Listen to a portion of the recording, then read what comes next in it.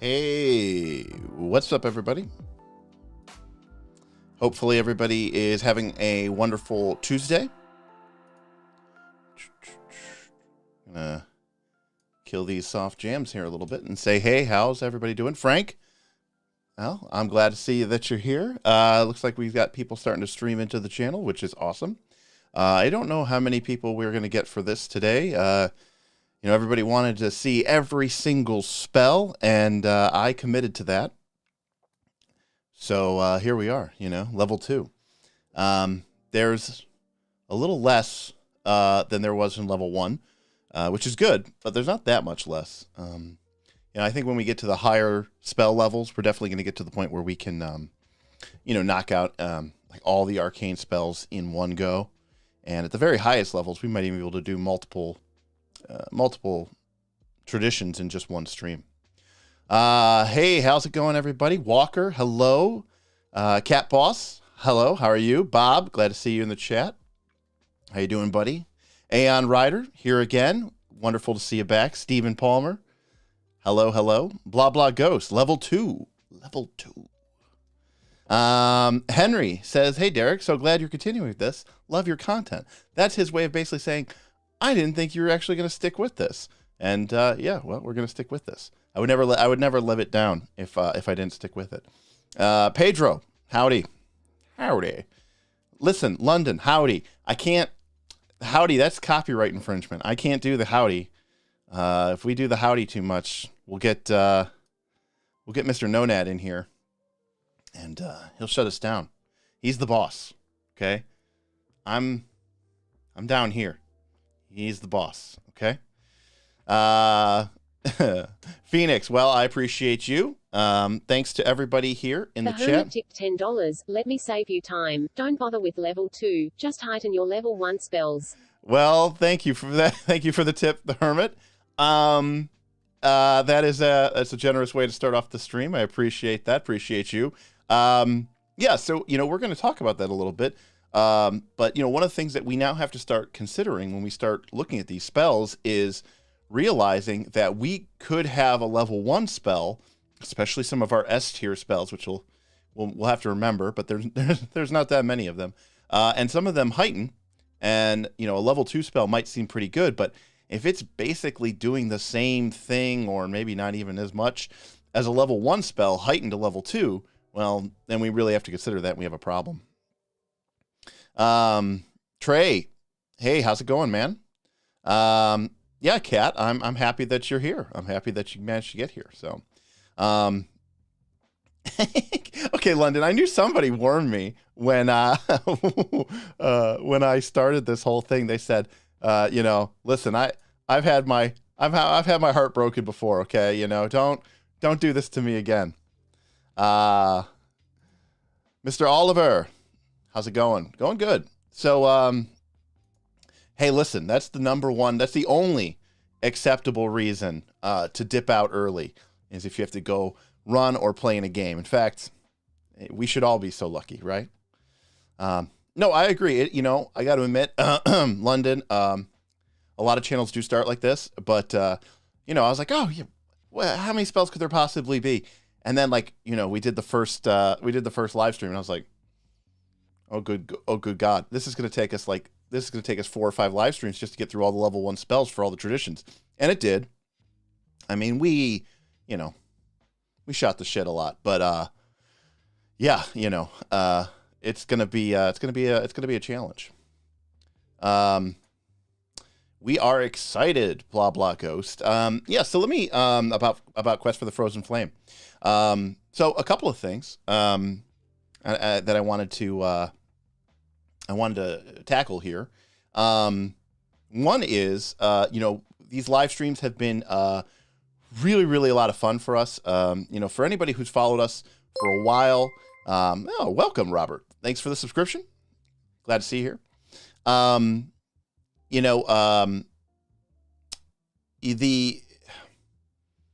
The challenges during this time with COVID, the holidays, wintertime, have really put a strain on the channel.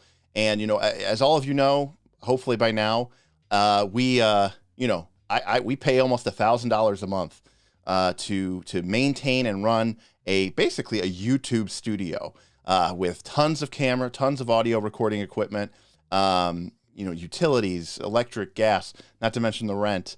We custom built a table for viewing purposes as well as for playing purposes. So really the studio is like the heart of the Knights of Last Call. And it's just been hard. It's been hard to get everybody in there. So the production schedule has lagged off. We haven't done a Rise of the Rune Lords AP since the end of November, beginning of December. Things like combat and tactics and stuff have not been as forthcoming. So we've gone to the live stream, which has been awesome because getting to interact with all of you has been incredible. I hope, more than anything, I hope this is an indication of what it's like to be a part of the Knights community. And it has been. A lot of you have signed up for the Patreon, and I'm very, very, very thankful for that. But we do want to get back to some form of production schedule. So we'll put a bunch of announcements about this on the channel, but this time slot, this Tuesday night time slot that we've been using for live streams is going to continue to be live stream. But starting next week, February 1st, we are going to pick back up our Rise of the Rune Lords AP, and we are going to run that on Tuesday nights live, 8 to 11 p.m. Eastern Standard Time. We are going to be using Foundry. The Knights of Last Call Patreon community has generously donated, and we have set up a Forge server. So we have an online Foundry game. The Knights have been busy getting their audio-visual equipment set up so that we can basically guarantee that we can continue to produce that content here for the next couple of months while we figure what the hell is going on with the world at large. So the key difference, I think, is going to be, and we'll talk about this, the Knights is about community. It's about entertainment, but it's also about education. We aren't we're not Shakespearean actors, and we're not trying to like pull at your heartstrings, right? We're just real gamers who are having a fun time, and we're not afraid to poke the game and just talk about where it's silly or stupid or where it needs some help. And we really want to integrate how the people in the chat integrate with us while we're playing. And so our hope is that we will be able to kind of have some community interaction while we play our live streams. We've always joked while we're playing, and I'm back in the editing room watching us make some horrible mistake, and I'm like, man, I wish we had a live stream. I wish we had chat so that they could tell us how stupid or wrong we're being, or just to make fun of the Knights as they make some sort of harebrained, idiotic scheme that is certain to fail. So, let me answer a couple more questions and I'll get into this. But so Blah Blah mentioned the Quest of the Frozen Flame. Yeah, I think that's really cool. I got to admit, Rise of the Rune Lords has been a lot of fun, but we are coming up out here on the end of the third adventure, and there are parties about to be level 10. It's going to be lit.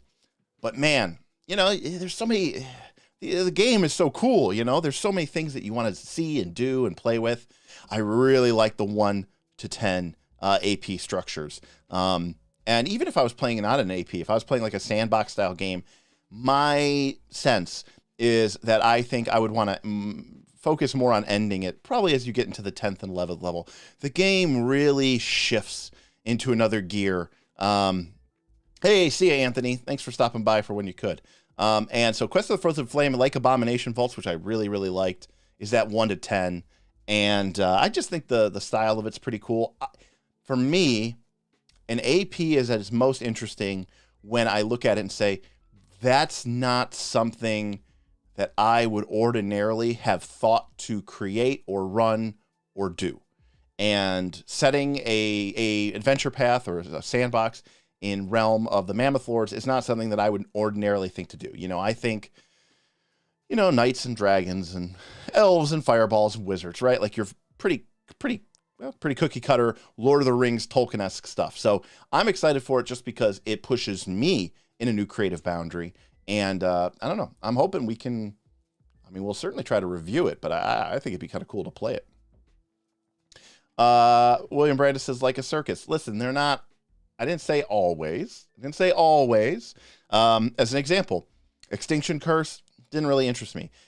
Agents of Edgewatch didn't really interest me, right? Those are very different than the standard model, but there wasn't enough there to kind of to grip me or grab me. Cat Boss, you are You are reading our mind. That is exactly kind of what we think would be fun to do. And we'd also like to kind of maybe set up polls or surveys. Let people pick their favorites, you know, and determine who gets a hero point if they need it, or if they're struggling, or if they're pretty funny. You know, maybe even some villain points for the DM if you really want to cause the party a little extra trouble or something like that. Kat, so that's great, Kat. Yeah, Bob, AP is going to be live, going to be hot. The math will be hot. The math will be tight. Yeah, we made the second level already for the remotes. Well, we're going to get into it here real quick. But because I do want to, you know, deliver what's on the tin. But listen, the channel could go to obscurity. I'll just keep doing these. I don't really care. And quite frankly, if we can be honest here, I'm an adult, you're an adult. We can be honest here. You know, the live streams have been a very good way for the channel to make money. When you all tip and show your appreciation through Stream Elements tips, which you can find in the description below, or through the super chat feature, well, we make some money. We help defray some of those costs, and that makes us want to do more of these live interactive videos. It also gives us the means of production to be able to create other forms of videos. So again, any tipping is very, very appreciated. The Knights certainly, you know, we put a lot of work into this channel, and we've put a lot of work into our studio, and we definitely appreciate it when the audience, folks such as you, show their appreciation. So London, Bob has it on our production calendar to do a Battle Zoo bestiary product review. If in the Patreon Discord server, I went off a little bit about the fact that there are not one, but two different monsters made of rope in it. But again, bestiary is not my thing. They are Bob's thing. But I think we are going to do a video on that because I think it'd be a lot of fun. Yeah, 10th level stream. We'll knock that thing out, turn it into a Q&A, and talk about why high-level spellcasters are broken. All right, so Steven's on the Steven's on the same page, right? Tips for hero points. Yes, exactly. All right. Oh, okay. Blah blah Ghost is going to GM the quest for the frozen flame. That's awesome. Yeah, huge selling point. 1 to 10. You know, and this is the last thing I'll pretty much say. You know, when I was a kid, we used to play. You know, people would come over to my house sometimes in the middle of the week, and then in high school or in college. You know, people would come over on Wednesday and just say, "Hey, we're playing," and they were definitely coming over Friday night. We were playing till 4 or 5 in the morning. No one had any responsibilities. People would sleep on my floor. We'd wake up. We'd grab some food on Saturday, and we'd just rinse, repeat. We'd do it again, and we'd stay up really late, and we'd all get up Sunday around 11 a.m. or noon, and then everybody would trickle home. But you're talking about 20 hours of gaming per week, and grinding through adventures, grinding through levels was something that I didn't even think about, right? It wasn't an issue. But now a lot of my groups are bi-monthly. I'm even in monthly groups where you only get together once or twice a month, and you know, staying that committed, especially with a larger group, keeping a large group that committed for 20 levels of the RPG is a big ask, and it could potentially be a flawed one because, you know, people move on, people lose interest, and so it's important, I think, to keep the game fresh.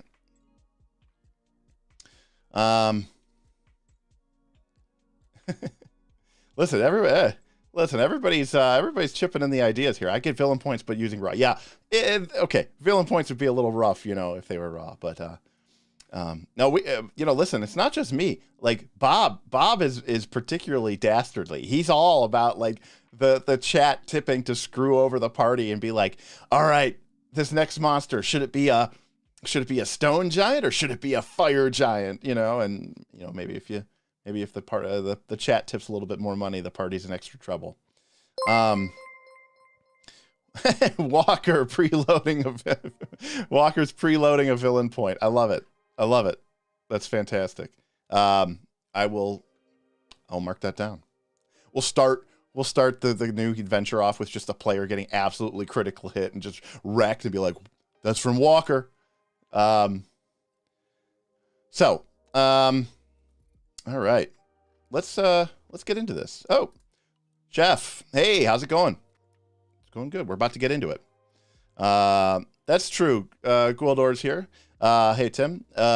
We do have 2 dwarves in the party. They both have Vengeful Hatred on giants, so they are getting that damage bonus. Hopefully this isn't completely broken. Okay. Yeah, it's not completely broken. Wonderful. It's been a while since we accessed this.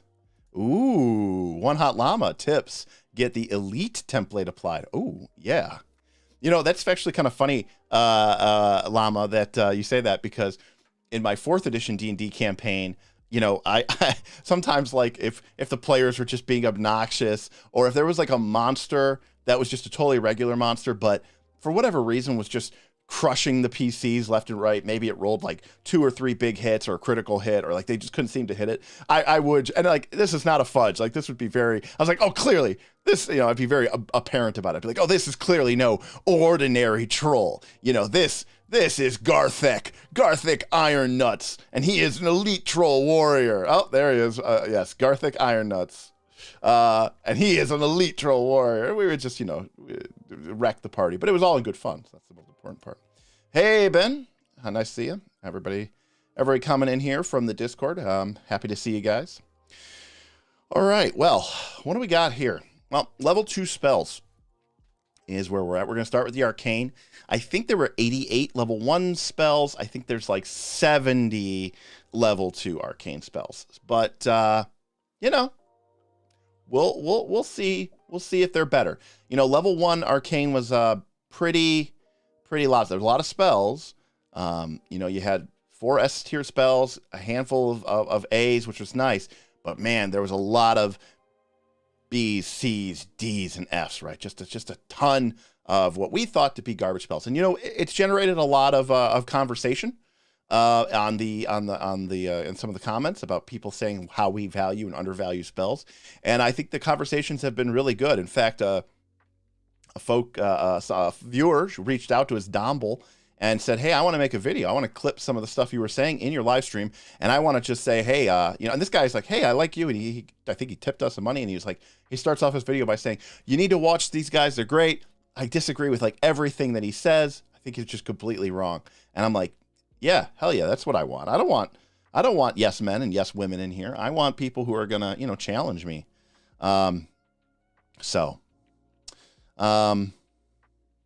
Yeah. Brant, we'll do it if people are interested. I think we had at least 1 or 2 knights who kickstarted it, so we have access to it. You guys are getting in trouble. You know, we talked about this. I think we've talked about this on the podcast. I know we've talked about it in our Patreon exclusive live streams about how I feel about TPKs. Ryan wants more podcasts. Well, that's great, Ryan. Hopefully you just listened to the 3rd one that we just dropped. But we'd like to do 2 podcasts a month. Quite frankly, podcasts are really fun to do. We usually, you know, get something to drink. We get something to eat. We can usually knock out a video or 2 while we're there. And more importantly, there's no video processing. There's no, you know, pressure. We can kind of just hang back and relax. Sometimes that means that we ramble, but you know, I think that's part of the fun is feeling like, trust me, if you were to get into a car with myself and Smith and you were to drive, say, to Gen Con in Indianapolis, that is as close to that experience as you are going to get. Listen, see, the chat is being far more evil than I would ever be, given the Giants' dwarven resistance. They just hate dwarves. They have vengeful hatred dwarves. These guys do bonus damage against the dwarves. I particularly hate you. No, that's not what I said. That's not what I said. Here's the thing, you know, and Professor Dungeon Master did a video today about PC death. He said some things in there that were kind of wonky, but the most important thing he said is that, look, it's a role-playing game. Like, whatever, just make another character and just, you know, go for it. Like, you know, people get so worried about finishing the story and, you know, finishing the campaign, and I appreciate that, like, you know, especially if you spend a lot of money into a campaign, like, there may be a very strong urge to just want to finish it. But I don't know. I view death as literally as a new beginning in role-playing games. So, you know, I think if everybody dies, whatever, you start again. You start a new campaign, right? That's as fun. That's more fun than that. So, all right, here we go. Let's get into this. All right, Acid Arrow is our first spell. So this is a classic spell. Of course, Paizo doesn't have the copyright for Melf. Melf's Acid Arrow. So it's just Acid Arrow. It's an attack spell, so you're going to be using your spell attack. And we talked a little bit about this at level 1, but I think it bears repeating because now you're going to start to get crushed by the downside. Remember, at the beginning of the game, by the time you get level 2 spells, I should say, you're level 3 or so, or level 4. And more than likely, at this point, everybody else is, you're trained in your spell attack DC. All the marshals are trained in their spell attack DC, of course, for the fighter and the gunslinger. But that's just what they do. But all the martial characters have probably gotten a +1 item bonus weapon, like a potency rune on their weapon. So now their bonus to hit, all things being equal, is going to be 1 point higher than yours is. And because of that, that means you're going against AC, you are a little worse to hit than maybe you quote unquote should be. So it's something to be, very mindful of. And it's kind of when you get higher level, you have aid actions that can really help that. But at level 2, 3, 4, aid really still is pretty kind of a bad option. It's hard to hit that DC 20 consistently, and getting a +1 isn't as nice as later on when you can hit the criticals. So spell attacks become a bit wonky. It's particularly level 4. We're getting off all bad here. But at level 5, spell attacks get particularly bad at like level 6, because as a PC, your spellcasting PC, your spellcasting doesn't go to expert until you get to level 7. Whereas all the martial characters become expert in weapons at level 5. And so at level 5, the Marshal's attack bonus is going to be 2 points higher from proficiency. They're going to be experts and you're going to be still trained. And they have an item bonus. Their attack rolls are going to be 3 points higher than your spell DCs. And unfortunately, the ACs in the game track to the Marshal's attack rolls, which means you're going to be 15% down on your chance to hit. So, all right. Anyways, let's talk about this. So anyways, we've got a spell. Now, a couple things here. Number 1, it's spell attack. It is long range. I appreciate that. So when you think about this spell, what is it? It's kind of competing against Hydraulic Push, right? We know Hydraulic Push is 3d6 damage, and you can heighten it to 4d6 damage. But this Acid Arrow is 120 feet, which is pretty good. It does 3d8 acid damage. So it's about, 9? It's about 13.5 points of acid damage. So actually almost about the same as a Hydraulic Push would do. But if you do hit, they take d6 persistent acid damage, which is pretty reasonable. This spell heightens kind of wonkily. It doesn't heighten every 1, it heightens every 2.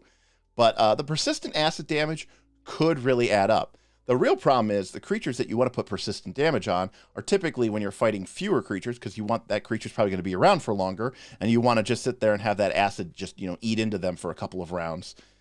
But you're less likely to hit when, you're doing that. But I will say that, William Brandis, I agree. No, that's what it is. Sorry. I agree that the persistent damage heightening is nice, but I mean, at that point, you're taking a level 4 spell slot to do 5d8. The 5d8's probably fallen off quite a bit, and so you're really starting to rely on that persistent damage. Walker, I completely agree, and we could talk about this. God, we have so many things that we need to talk about. We need to do like a whole combat and tactics spells version. But yeah, I agree. Spell attacks do come back later in the game once people have legendary proficiency, because the aid bonus gives you such a good bonus to hit. And you have enough spell slots that you can kind of reliably cast True Strike. Chef, Persistent, the way Persistent works is at the end of your turn, you take that persistent damage, and then you make a DC 15 flat check. So basically almost a 25%, 30% chance. And if you succeed, then the persistent damage goes away. But on any other, on 1 to 14, it doesn't, and the damage keeps persisting. Now, you can, and players can, use actions on your turn as the GM sees fit to try to give yourself a bonus save against the damage. So, like, you know, if you were an acid arrow and it was burning on you, and you say, hey, my character is going to, use an action to dunk water on themselves. The GM might say, okay, make an immediate DC 10 flat check to try to eliminate the persistent damage. So there are things that you can do, but then you're eating up actions, so that's okay. So where do we put Acid Arrow? Well, I think Acid Arrow is a fine spell. I don't think it's A tier. I think the persistent damage is good. I think the range is good. I think this is a fine damaging spell. And I think somebody mentioned too that the persistent damage can stop troll regeneration. And you know what?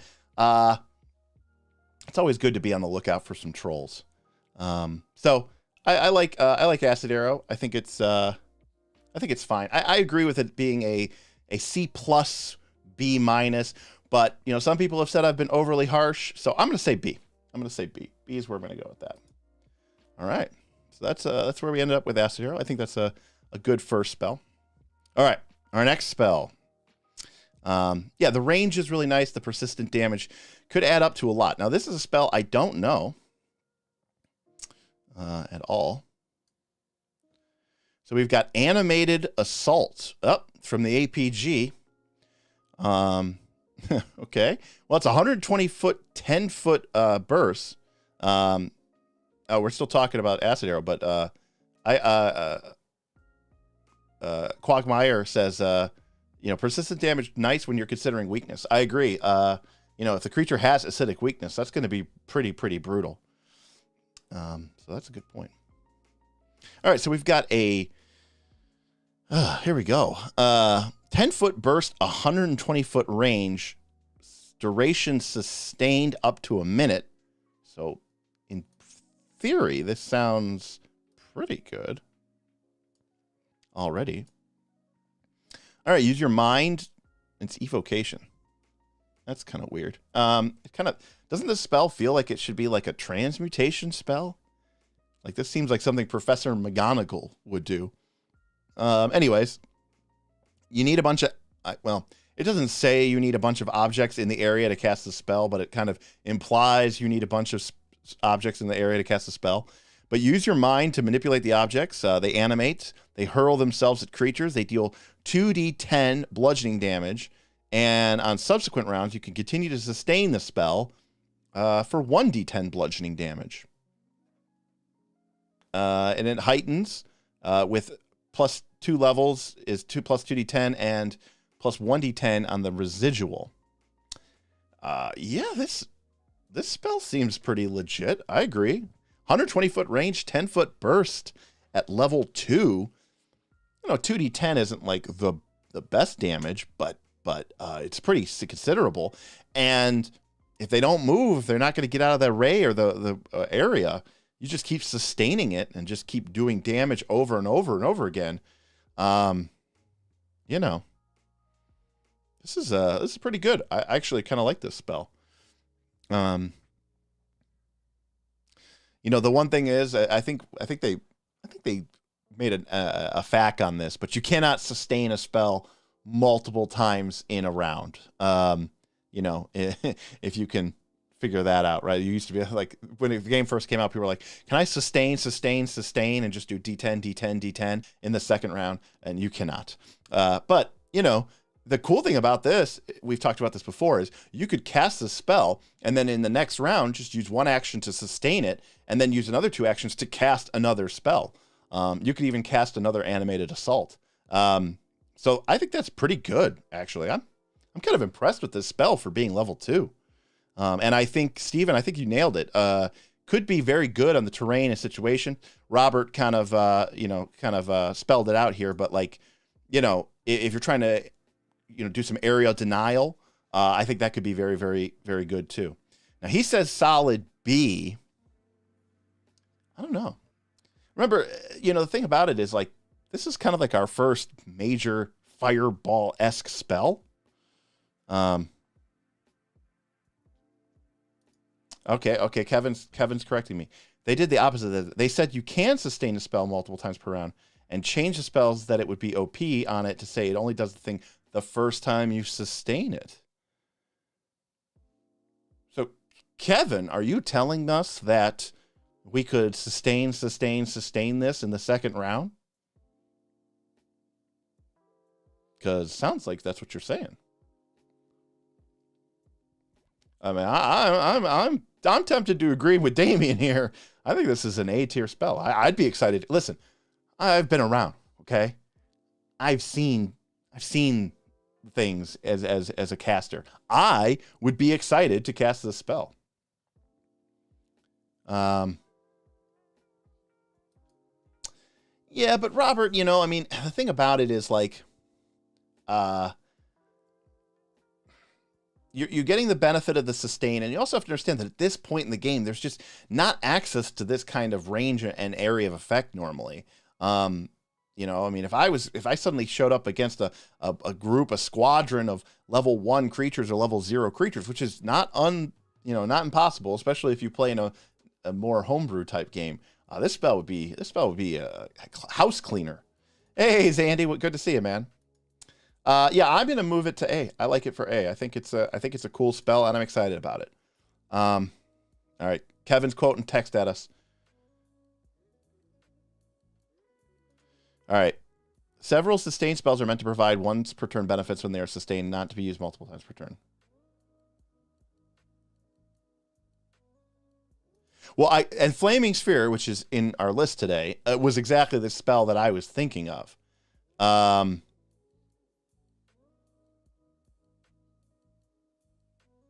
So I think this implies that if they do stay there, you could go ahead and use a couple actions and just sustain this numerous times and just keep wailing into them. That makes the spell definitely an A. That's really good. I like that. Yeah, I mean, Henry, it's not super great, but let's be honest with us. By that level, we'll have Fireball. So we'll probably be using Fireball. I mean, let's do the math on it, right? Like if you heighten this to 4, it's going to be doing 4d10, and that's 22 points of damage on average, whereas a Fireball is 66, heightened to level 4 would be 8d6, would be 28. So already the Fireball is doing 28 versus 22, and this is assuming they're both 4th level, and the Fireball has like a 400-foot range and a 20-foot burst, so... No, Kevin, don't be sorry to be a rules lawyer. That's what we're here for. Listen, my thing about it is, if you're playing Pathfinder 2 at some level, look, this is a role-playing game. Yeah, I get it. You can make up the rules. You can do whatever you want. But at some level, if you're playing Pathfinder 2, it's because, you find 600-page rule books enjoyable. You're not... Don't give me, if you're going to ignore rules, then don't play a game with 600-page rule book. I have BX D&D on the shelf. I have Fate Advanced Edition on the Accelerated Edition on the shelf. Those are 5, 20-page rule books. Don't feel bad about that. That's totally reasonable.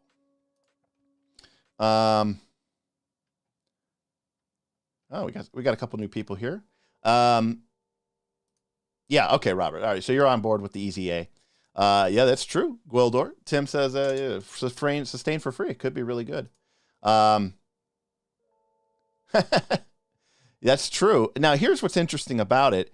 It does say that it does manipulate unattended objects. Now, I suppose you could argue that if you didn't have enough objects to cast a spell, maybe it can't be cast, but I think in most instances, in almost every situation, whether you're in a town or a dungeon or on the road, there's going to be enough stuff laying around that you could get this spell to work. Total entropy, I don't know. I mean, according to Kevin, they specifically addressed that you can sustain multiple times, but that for spells where it would be a problem, they added that language. Maybe they just didn't add the language to this. It certainly doesn't say it, and we'll see where it does say that.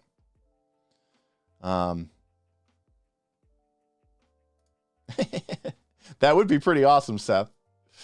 All right. Yeah, I think that's true, Damien. I think everybody gets something that lets you sustain for free. All right, well, we got our first A. Also, again, I think this spell is cool. I don't know that I agree with it being evocation, but I guess you're using your mind to manipulate. I don't know. To me, evocation is like energy. No, that's correct. That's correct, Donnie. Flaming Sphere can move, but Animated Assault cannot. So if everybody just gets out of the 10-foot burst, sustaining it does nothing because, I mean, the area is fixed after you cast it. I mean, I suppose, this is where awesome teamwork could be in. If someone shoves someone back into the area and then it's your caster's turn next and then they sustain a bunch, I also just think it's a cool spell, like kind of some Scarlet Witch stuff. DM Scott tipped $10. I just got here. Can you start over, please? Winking face. Hey, GM Scott. Well, we've only just finished our second spell, so you're in luck. Thank you very much for the tip. Appreciate you. Been loving the stuff GM Scott's been posting on our Patreon Discord. Adding a lot of value and really appreciate what he brings there. So, yeah, hey, we're off to a good start, right? All right, here we go. That is true. We can't just rewind. All right, here we go. Ash Cloud. Ash Ketchum. I don't know this one either. Oh, it's a Secrets of Magic spell. So we had a core rulebook spell in Acid Arrow, an APG spell in Animated Assault, and now a Secrets of Magic spell in Ash Cloud. Now, like most of the clouds, we've seen this already. This is a 3-action spell, so that is something to note.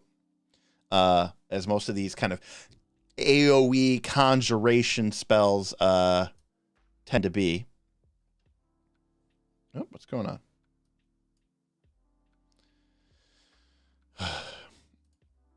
Listen. So it's one of the things that we've gotten a lot of. We've got a lot of comments for us. Can we get emotes in the YouTube chat, especially the emotes that we use on our Patreon? We have some custom ones, needless to say.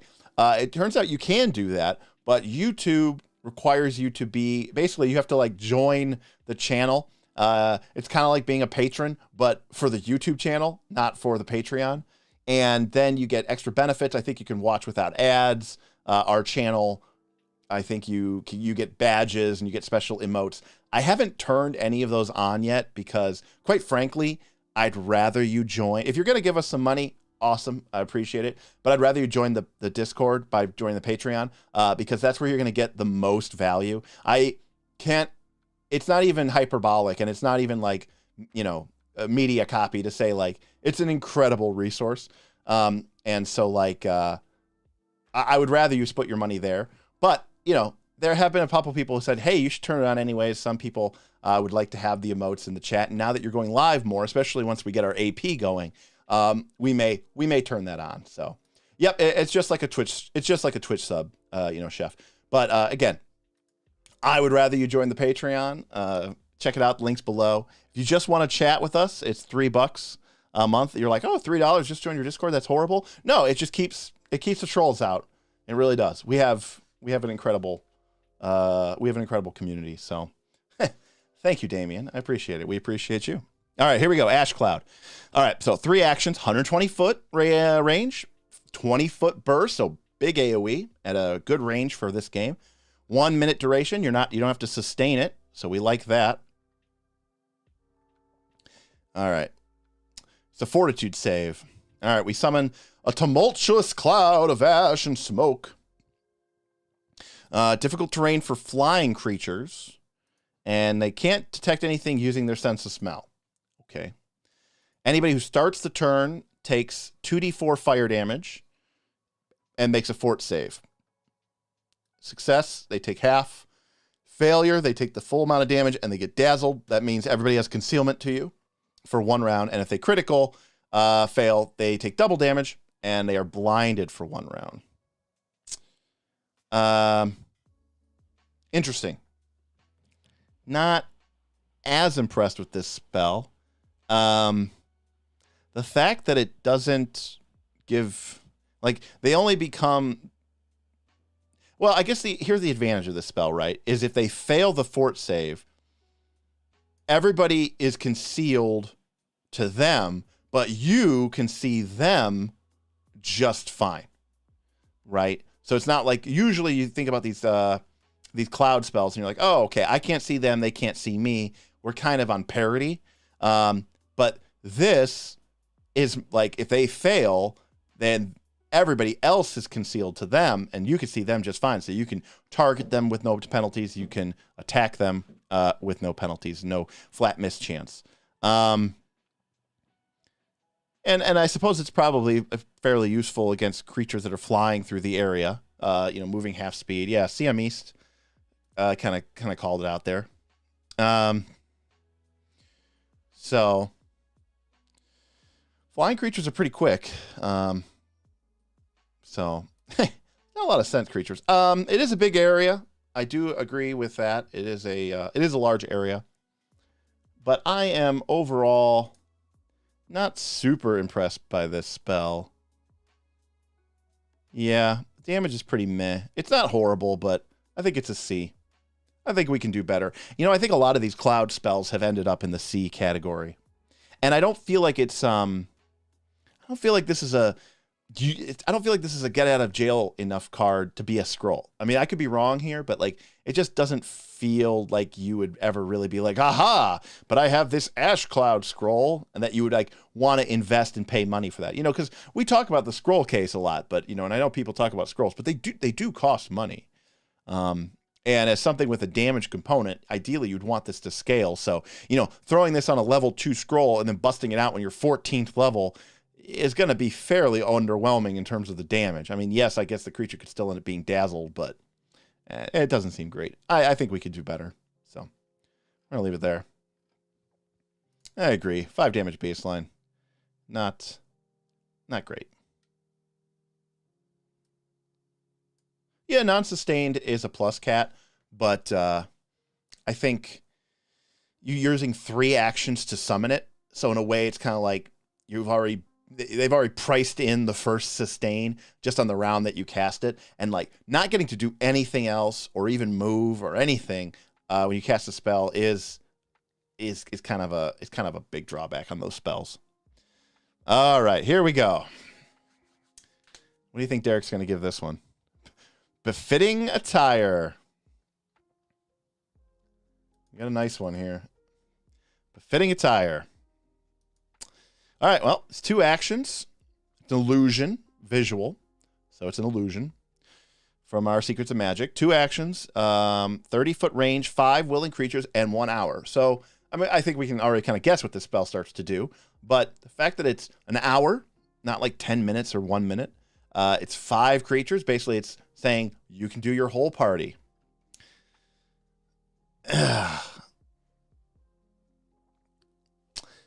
You cloak the target in illusion, shaping their clothes into one suitable for the occasion. You visualize the occasion, and the spell creates attire customized to each. So, for example, if you visualize a noble ball, the armor would appear to be fine clothing. And of course, anybody who interacts with the attire or touches it or otherwise examines it closely can attempt to disbelieve your illusion. Well, this spell does what it says it does, and it does it well. So it is not an F tier. But it's also one of those things that we talked about time and time again. Spells are a very limited resource, and if you're casting this spell, you're giving up doing other things that might be very, very powerful and useful to do in a standard Pathfinder game. Obviously, if you know you're going to the ball and you need outfits, which means why, if you knew you're going to the ball, why, if you suddenly find yourself needing to have to go into the ball. All right.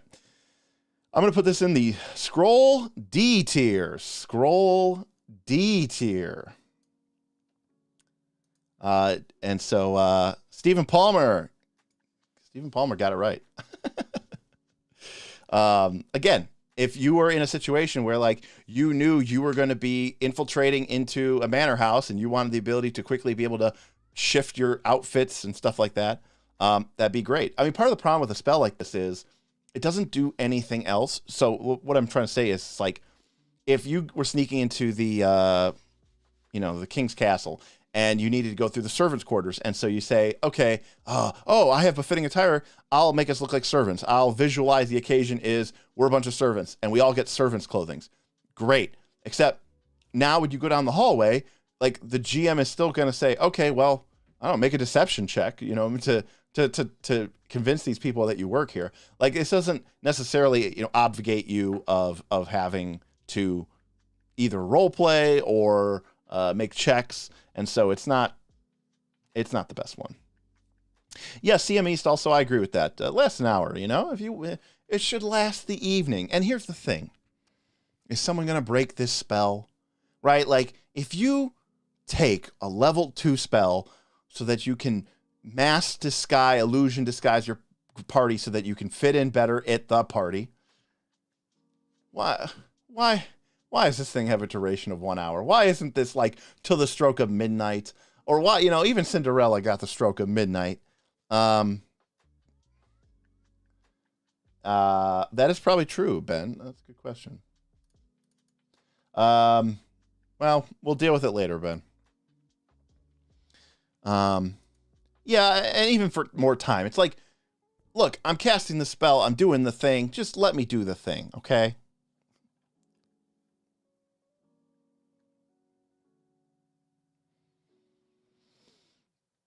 Yeah, the Ben was saying, channeling our self-confessed cynic who's normally here to pick on me for my overlay issues. He's saying that the orange is a little hard to read. There we go. There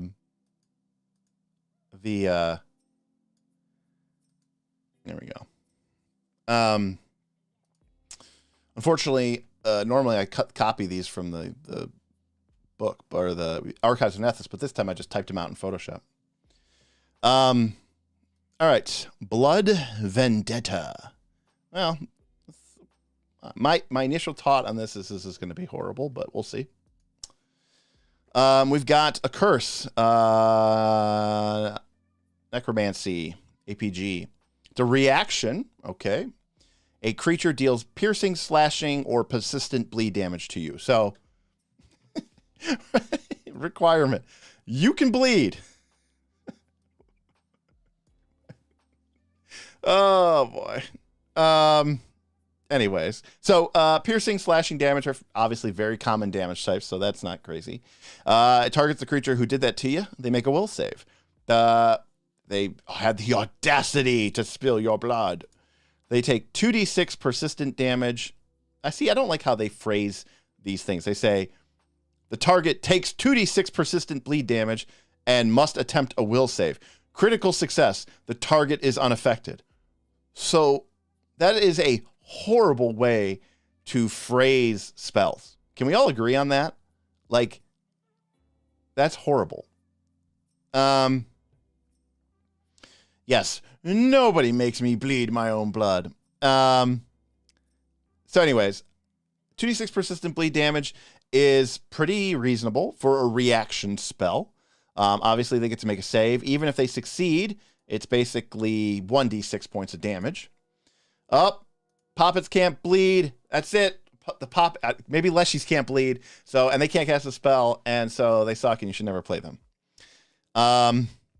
If they fail, they take the full persistent bleed damage, and until the bleeding stops, the target has weakness 1 to piercing and slashing damage, which never scales. This is another thing Pathfinder 2 does all the time. They'll be like, and you get +1 damage. And you're like level 19 doing 75 damage a hit, and someone goes, 76. It's a good point, Jason. I agree with you. It's not great. Well, this spell's interesting. I like that it's a reaction. Seems like it's fairly common. It's a necromancy curse spell, so technically anybody could take this. The bard is playing a lovely tune, and then, someone says boo and throws a dagger at them, and then they go, I curse your blood and your family die in the... Anyways, Steven, I think you knocked it out. These reaction spells have been underwhelming so far, and they are because, they don't want getting to cast a spell for free on your off turn is fantastic. Action economy. So you kind of pay for it by being a little bit underwhelming. Right. And Walker, this is a great example of a situation where you're like, well, ideally, if I'm casting this spell, then I'm taking damage, and I don't want to take damage. So you're kind of in a weird situation where you're like, I prepped this spell, and you can't scroll it, obviously, because it's a reaction, and you're like, so I want to get hit? I mean, I guess it's a reality that you are going to get hit, but it's weird to have these kind of conflicting desires, and yeah. Leshy's Bleed Sap. I'm not a big fan of this spell. I mean, I guess it does something. What do you guys think? C or D? I'm on the fence. I'm willing to be swayed. Hey, welcome. Glad to see you here.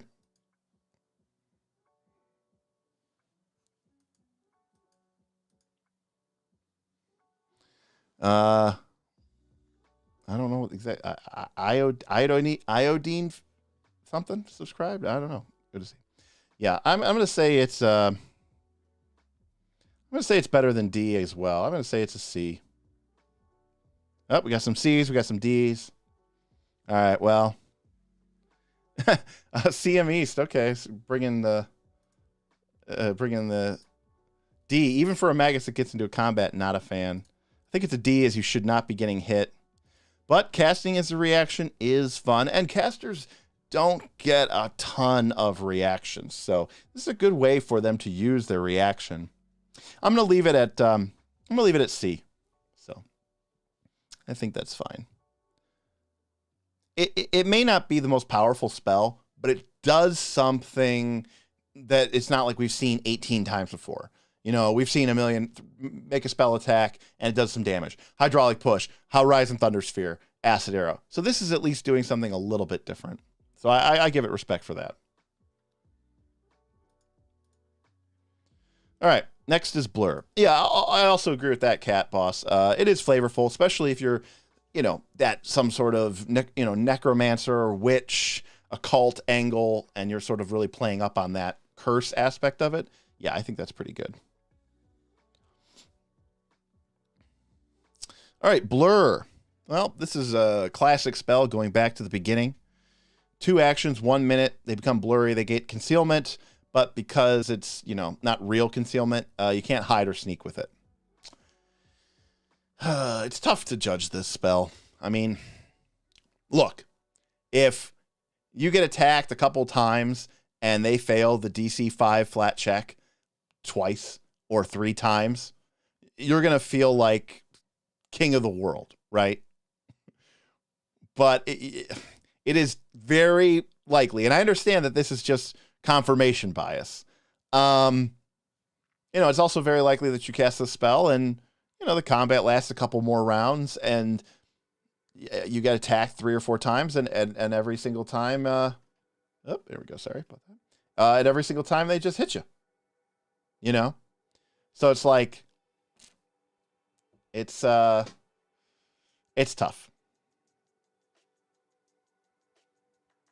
That is something I think a lot of people forget about, Seth, which I myself forget about it too.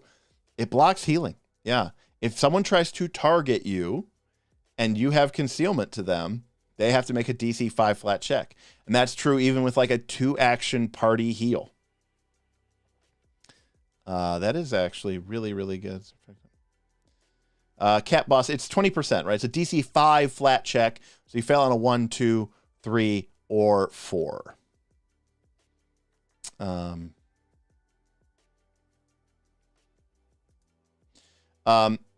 Sage, the problem is it's an all or nothing proposition, right? And that's my point. Like if Blur actually said you take 20% less damage, I think we could all agree that would be pretty cool. But the problem is that it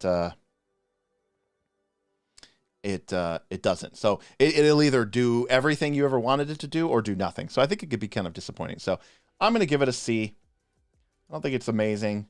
I think it plays, but I don't think if you don't have that one in your repertoire, I don't think you're going to be hurting too much. Actually, what's interesting about Blur, everyone's talking about this. I'd have to do the math, but my instinct is telling me statistically, it is better. Blur is better against a monster who significantly outlevels you. Because let's say you're fighting a bunch of creatures who you expect them to miss. So they need like, I don't know, we'll make it easy. Like they need like 16s to hit you, right? So they have a 25% chance of hitting you. So now you've taken that 25% chance that they were going to hit you, right? And you can think of it this way, that, they hit you on a 16, 17, 18, 19, 20. So it's the 25% chance that they're going to hit you. Well, now 20% of that 25% of the time that they hit you, they are going to miss you because of Blur. So you could think of it as saying, instead of a 25% chance of being hit, you now have a 20% chance of hit. So you gained 5% percentage points of damage resistance. Now, let's flip it the other way. Let's say there's a monster, like a higher level boss type monster, who hits you 75% of the time. So 75% of the time, you expect them to hit them. But now, when they do roll that, 20% of that 75% of the time, they are going to miss because of Blur. And 20 percentage points of 75% is 15 percentage points. So you can see there 5% points versus 15%. It is a 3 times as more valuable against a high level foe. Because to put it another way, if a high level foe, right, who's already probably outnumbered by your party, if they attack with their primary attack and they miss because of Blur, like that is brutal to that monster, because it is relying on the fact that it has this massive bonus to hit to do its thing. So Blur actually is probably better against higher level foes. Neurolancer backing me up. Thank you. Flat checks always better on higher level creatures statistically. Yeah, it's interesting that it does prevent you from healing. It doesn't prevent you healing, right? It just they have a 20%. If they go to do a 1-action heal or a 2-action heal, maybe even a 3-action heal. I don't think concealment works against AoEs. So yeah, 1 or 2-action heal, they technically have to make the check to hit you. Mirror Image is level 2 and arguably better. All right, we'll check out Mirror Image when we get to it. But yeah, I mean, well, Blur is a way of increasing your armor class and your spell defense in a certain way, without actually interacting with the bonus structure. No, you can't Blur drop. The Blur is a free action. I'll also say the problem with a spell like Blur is now you're adding an extra set of die rolls every time you attack. It's kind of annoying. Blur does scale, right? Like Blur does what it does at level 1, or level 3. Sorry, level 2, but it also does that when you're higher level as well.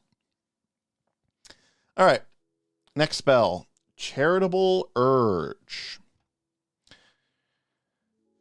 All right. Well.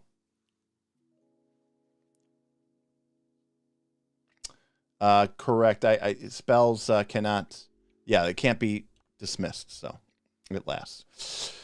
You see a spell like this and you think this is going to be a weird, it's easy F, and you're like, wow, it's incapacitation. I see stunned 1 on a success. Sheesh. All right. You convince the creature to give away all of its possessions. It's incapacitation, which is a huge deal here. It also has the mental trait and enchantment trait, so good to know. If they succeed at the will save, they're stunned 1. So that's pretty good for a successful saving throw. On the failure, before it does anything else, it must present the nearest creature with an item in its possession. The target chooses which item to give, and if the only item that it has is one that it's using to defend itself, such as a weapon, man, they go so deep on trying to make these spells not actually like completely screw over a person. If the only item that it can have is one that it's using to defend itself, then it could choose to be stunned 1 instead of giving up the item. The good note is, too, is this not only does this eat up actions, but if it's interacting to retrieve items or moving, those could be provoking a lot of, some of the peoples who have attack of opportunity or, the other attack of opportunity like feats. And if they critically fail, it's 4 rounds and they must repeat it each turn, giving you new things each turn. Well, obviously this is incapacitation, but this is actually a pretty powerful crowd control spell. Certainly usable on creatures, of your level. And we've talked about this before, but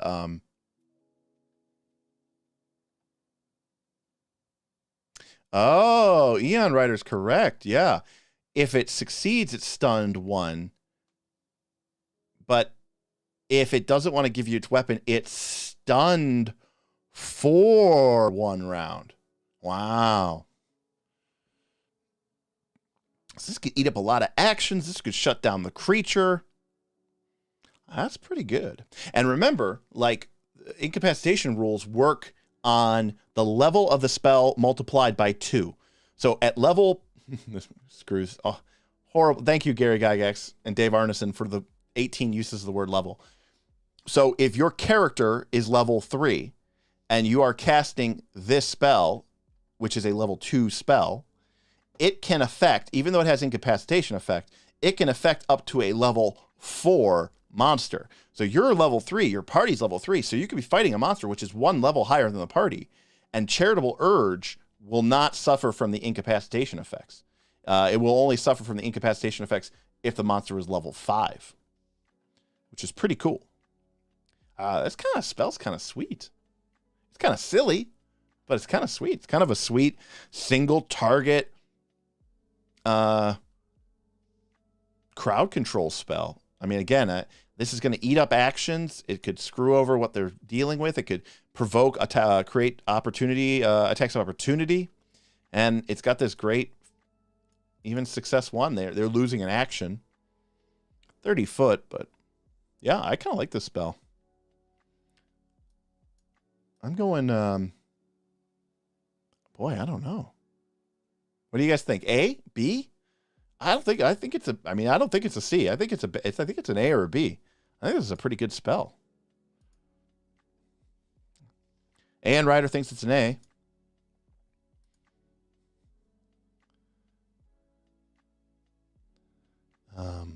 B's, A's. I don't know. CM, if you're going up against a giant who have crap will saves, the only item they really have is their big club. They fail it. They either have to try to give you the club or just be stunned for the whole round and lose all 3 actions. That's pretty great. I think that's pretty great. See a lot of A's. Incapacitation brings it to B, says Cat, but I agree with Aeon Rider. Incapacitation is the only thing keeping it from being S. Total entropy. Yeah, so if you disrupt the manipulation action, do they have to keep trying? I don't know. Yes? I don't know. I think it's pretty sweet. All right, I'm going to say A. Listen, we are off. And look, you all know me. I don't give a fuck about this game. I mean, I do. But I'll trash it, I'll tell them F, F, F, F, D, D, D. But we are doing really well with these spells. I'm really excited. Can even hit them with the Bon Mot. I said it right. Before doing it, you're like, that sword is garbage. And they're like, oh, I feel so bad about my horrible sword. And then you're like, you should give it away. Yeah. Stephen Palmer says A for the 1 round distinction. Frank disagrees with the B. Well, Frank, I respect your opinion, but I feel like it's an A. I just think that this could really shut down a creature, and I think eating up a bunch of actions on a creature that is at your level or so could be very powerful and useful. All right. I know what this spell does, and so I am going to talk about comprehend languages, and I'm going to talk about my slight problem with it. All right. By the way, thank you for everyone who has given us a super chat or given us a tip. I really appreciate it. Again, if you're enjoying this conversation and you'd like to support the Knights of Last Call, feel free to drop us a tip in our Stream Elements link below, or even better, sign up for our Patreon. We do exclusive live chats just like this one, and we also pretty much talk 24/7 about Pathfinder 2 in our Discord, and we get pretty deep into it, stuff like that. And I can tell you that I and all the rest of the Knights, and we are available, and we have some really knowledgeable GMs in there that make me blush sometimes with their level of experience. So I want to say I appreciate everybody. You guys are awesome. All right, comprehend languages. Okay, here's the issue. It lasts for an hour. It targets a creature. They can understand the meaning of a single language it is currently hearing or reading when you cast the spell. So already that's a little weird for me. And I happened to read this spell earlier or the other day. Like, if I'm going into the Goblin Village beforehand, like, let me just cast comprehend language and say Goblin. Like, why do I have to actively be hearing it for this spell to work? That part is just a little wonky to me. Then it specifically says it doesn't let you understand codes, which is fine. Language couched in metaphor, which I love, because if that's not a Darmok and Jalad at Tanagra reference, I don't know what is. And if you don't know what Darmok and Jalad at Tanagra is, well, don't play Star Trek Adventures. Look at all these rules. This is so silly. If the target can hear multiple languages and knows that, it can choose which language to understand. Otherwise, choose one of the languages randomly. There's just so much rules text in this for this spell that it's comprehend language, but then we get to the real rub of it. You don't get to speak it. Now, yes, to be fair, it's doing exactly what it says. Comprehend languages. It doesn't let you speak it. It just lets you comprehend it. If you want to speak the language, you have to heighten it to 3. And then if you heighten it to 4, it can go up to 10 creatures. Like, Kat, I think you nailed it. I hate to admit it, but the ritual mechanic from 5e is really missed in PF2E. PF2E has rituals. They're in the game, actually. And there's just a million different ways that this spell is unnecessarily complicated, convoluted, and fails to deliver. Like, I get it. Like, this is a cool thing. Languages exist in these games, and being able to understand them is awesome, and comprehend languages has been around forever. But the fact that, like, you have to have all these weird bugaboos about reading it or hearing it actively, and then it gets random if you're hearing multiple languages, and then you don't even get to speak it until you heighten it. This just seems like an unnecessary wonkiness just to make you have to heighten the spell. And yeah, CME, that's a good point. It's a combination of comprehend languages and tongues with third language. But tongues let you speak all languages. When you cast tongues, you could just speak, you are a polyglot. You could just speak every language. That is definitely not what this spell does. And here's the thing. What is this spell doing? This isn't interacting with their fort save or their hit points. This is your players saying, we want to interact with the game. You know, I don't know about you guys, but like 90% of the time, if you're, if the players come against a group of monsters and you're like, oh, they're speaking in Goblin, and then the party goes, oh, nobody speaks Goblin. You're like, oh, luckily the Goblins speak bad Common, and they say something like, bad humans, you go. You end up just kind of giving it to them anyways, because you want to communicate with your players. You want to encourage conversation, negotiation, role-playing, interaction, diplomacy, bartering, share of information so that they can make better decisions, and that your game isn't just one-step hackathon. And so somebody tries to decide to be like, hey, I want to be able to talk to my foes, and I want to be able to engage with this game. And so they take this spell, and then the spell says, well, you're not actually hearing it right now, so you can't prepare, and also you can't speak their language, and you got to heighten it, so now you got to use an even better spell. Yeah. So again, I like this spell because of what it does, but like the implementation of it is just so unnecessary. They made tongues 5th level now. Okay. Why do they not want you to be able to interact with this game? I don't understand. Well, obviously this spell is a scroll. And I guess I'm going to put it into... I'm going to put it into D tier. I I feel very passionate about this.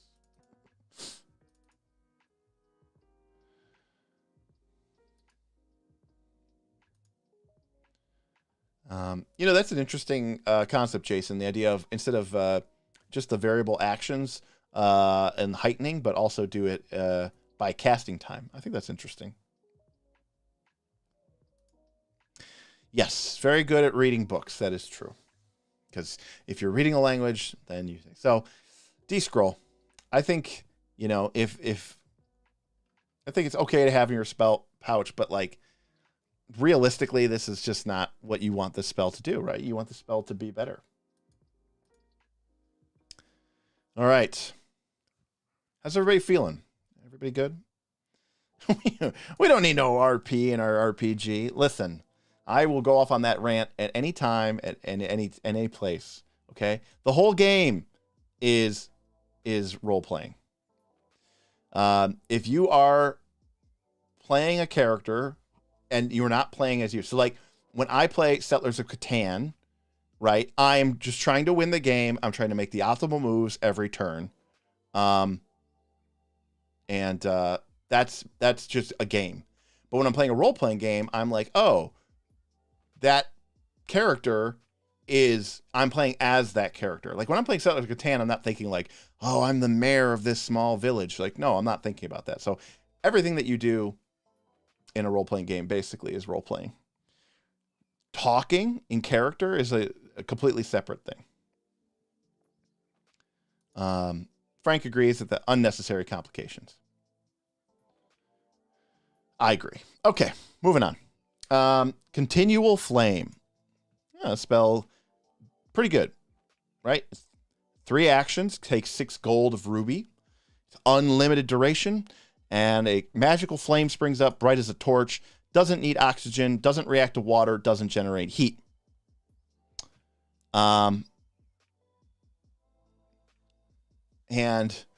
for some odd reason, if you're really worried about your continual flame spell being disrupted or dispelled, you can heighten it and make it higher level for thousands of gold.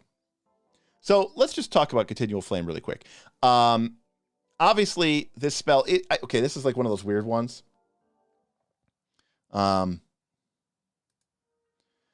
mean, 99% of the time, right, light as a cantrip is just going to be just fine. And so you don't really this is a weird spell in that you're never going to take this as a scroll and you're not going to take this as a wand. But you're also never going to take this spell because you just don't need it.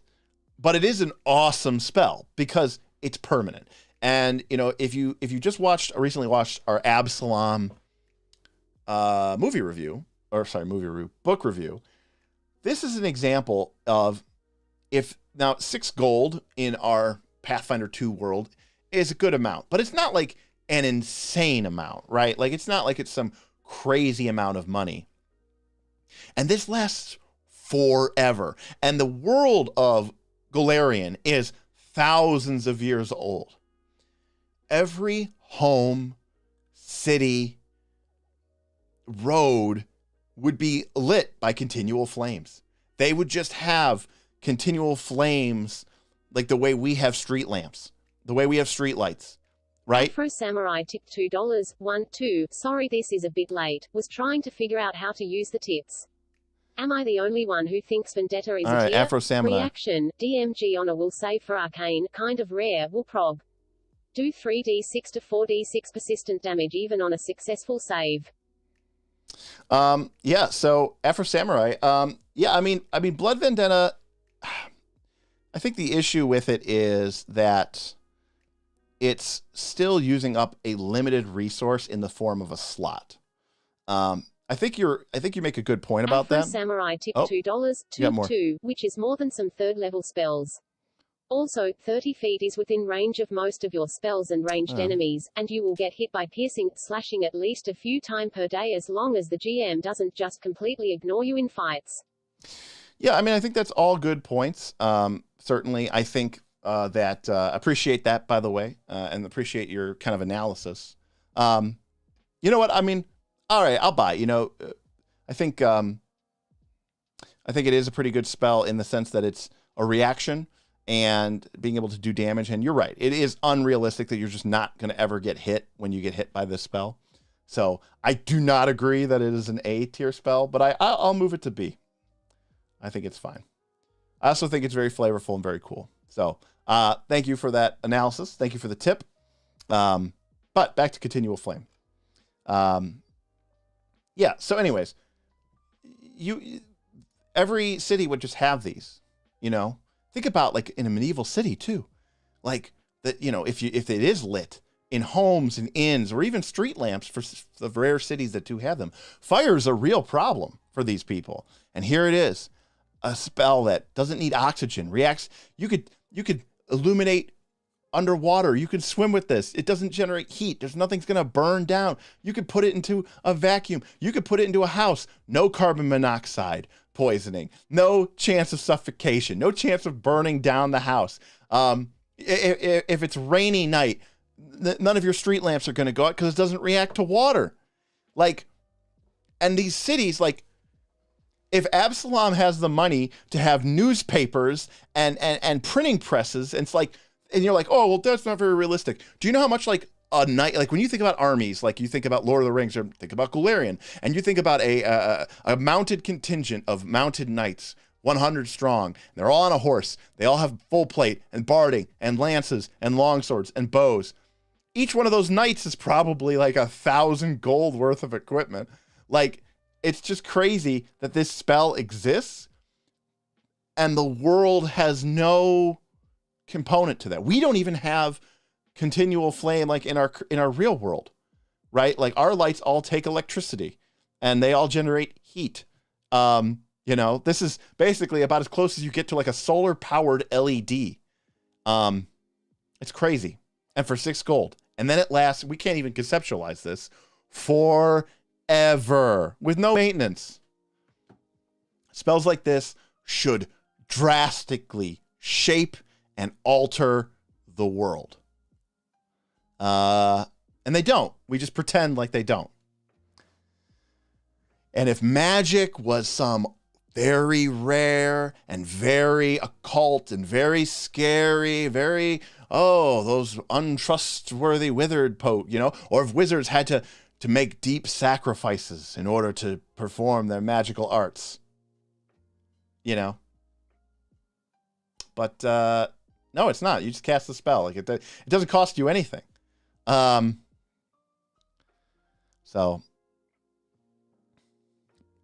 Well, the issue Aeon Rider is, number one, 6 gold pieces. Do you know how much a street lamp or a street light on the street costs? Probably tens of thousands of dollars. People don't buy them. Governments buy them. And also, we live in a world where good alignment exists. So if your ruler wants to better their world, they're going to do this. I don't know. Or especially or they don't even have to be good. They could just be lawful. So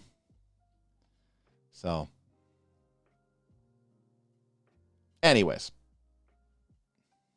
But okay, but that's the same thing, right?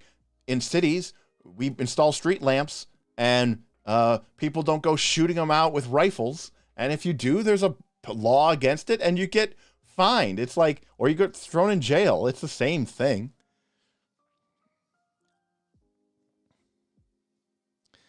If it was uncommon, our world building would be saved. But if it was uncommon, it would be stupid. That's really good. So I have no idea where to put this spell. I'm going to put it into D, not because it's a bad spell, but because it's actually too good in a way. It's like an S tier world building spell. But you're never going to take this really as an adventurer. Yeah, exactly. Lamp lighters were a thing. People walked around every night and lit the lamps, and you just would never have to do that again. And you would just cast continual flame, and you'd have little magical posts, posts, metal posts or wood posts or stone posts around your streets, and city, people in taverns and stuff would just have iron sconces on the wall, and they would just cast, get continual flame cast upon them, the same way that I would pay to have professional lighting installed in my business. And I think we're just failing, and Phoenix got it right. It lasts forever, and it has no emissions, no drawbacks, no maintenance. It's just this spell would change everything. And it changes nothing. Okay. There's a lot of time spent on continual flame. I'm sorry. Oh, right into create food. I actually got into this. I actually got into this on the YouTube comments about our Absalon reviews. Neurolancer, why would you heighten it? Because that way, if somebody casts like a darkness spell, it wouldn't make your continual light spell not work. Or if they try to dispel it, like, you're like 15th level and, you're fighting against the Arc Lich and he wants to be a real D-bag. And so he's like, I'm going to dispel your continual flame torch. But yeah. All right. So create food takes 1 hour to cast and within 30 feet, and you create enough food to feed 6 people for a day. The food is bland, but it is nourishing. And after 1 day, basically the food decays and becomes inedible. Now, I don't know if that's necessarily something that can be restored with purify food and drink, but let's just assume that you can't. So right off the bat, this spell, if cast, essentially you no longer have to worry about food in your game. Create food and water.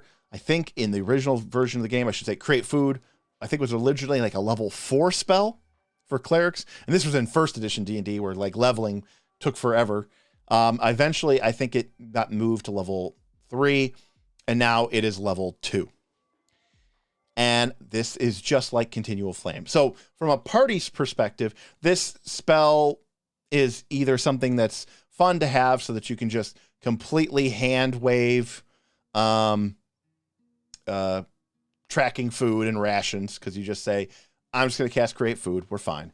But the world building implications of this spell are insane and drastic. And the reason why I got into this was because I was pointing out that in today, I said this in our YouTube comments, in today's world, with all of our modern techniques and our automation and our huge factory farms, the average American farmer can feed something around like, I want to say it's like 140 people or something. It's actually really, really, really impressive. Just 50 years ago, 60 years ago, in the 1960s, that same farmer could only feed maybe like 30 or 35 people. That's how much advancement we've had with crops and technology and machinery. So like one farmer can feed like over 100 people, each for their work. And again, 50 years ago, it was like 30 or 40. And during the 1800s, forget the 1400s or 1300s or whatever, but during like the 1800s, it was more like 5 to 6, right? The average farmer made enough money to feed their family and then maybe provide for 1 or 2 other families worth of food. It was just not very efficient. A high-level cleric or wizard, say in a city, could spend 8 hours casting this spell, and they could feed thousands of people a day. It's just insane. This spell would completely change the nature and fabric of a game world. Famines would no longer be a thing. Farming as we know it may radically change and be different. The peasantry class would collapse. Armies would be able to march forever because they wouldn't have supply trains. It would just be nuts. Well, Kevin, why do you assume that a high-level wizard wouldn't want to waste their time? Like, if they're a good aligned wizard and they live in this city and maybe they're part of the government or maybe it's part of the thing, like this is their job. They feed thousands of citizens. I don't think that's unreasonable to assume. I don't know. We have rich, high-level people in our world and they still, do stuff. I don't know. It's pretty crazy. And again, also too, we're living in a world with absolute alignments. This is also a divine spell. Yes, it's bland. I don't think it fills in everything, but the fact is in our concept of what these farmers are making anyways, it's not like they're making foie gras with a basil pesto reduction, right? They're already eating what we would probably consider to be pretty bland food.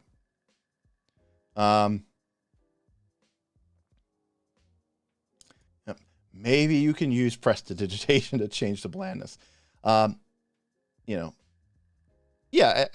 army level, an army of, like an army marching. Like, okay, well, if I can afford 10,000 armed men at arms and 1,000 knights, I'm sure I can afford, a couple hundred wizards and clerics to come around so that supply chains and logistics don't matter anymore.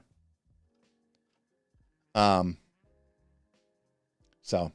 Yes, I do think it does matter, Rubicon, how many leveled casters there are. But we don't see any of these effects, and that's what really bothers me about these game worlds. We just don't see it. We just don't see it. So what? So all high-level adventurers who rely on create food have like nutritional malnourishment. Regardless, that was my little rant about this spell. I don't know. What do you guys... I mean, it works. It gets rid of your eating requirement. It's not particularly exciting. I don't think you'd put it in a scroll. I could actually see you putting it into a wand just to feed everybody every day. That seems reasonable, right? Maybe like a B tier wand.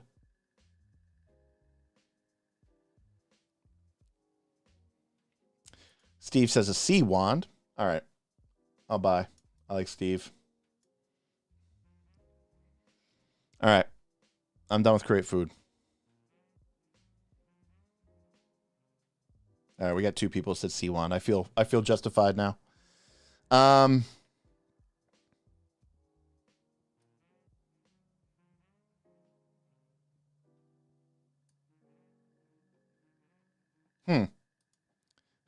This generates more food, but create water is set and does not improve. Also, in a desert environment, create food, water only is enough for water for me for one person. Well, create water is a lower level spell. I don't know what to tell you. It doesn't make any sense. Go figure. In the older editions of the game, it was just called create food and water. So you'd think they would just kind of continue with that. All right. We are on to the D's. We've got darkness, dark vision, deafness, dismantle, and dispel magic. And I think that's what we're going to try to get through today. We're going to try to get through the rest of the D's, and we'll call it a wrap there. But I think I'm going to go live on Thursday as well, because again, once I get into these sort of spells, I want to really kind of jam them up. And I don't know if Critical Role is off this week or on. It might be off. But I usually try to do it and end before Critical Role starts, so that we don't interfere with that segment of the population. Walker, that is good to notice. I mean, I missed that, even though the book is very massive, but they should absolutely be doing that. In fact, again, in a city with good clerics of gods and goddesses who are all about good and healing and law and city and all that other stuff, things like disease and malnutrition and all this other stuff should really be a thing of the past, because these high-level clerics can just cure everything. All right, darkness. I got to be honest with you. I never really got much use out of darkness. It's just it harmed you as much as it harmed them.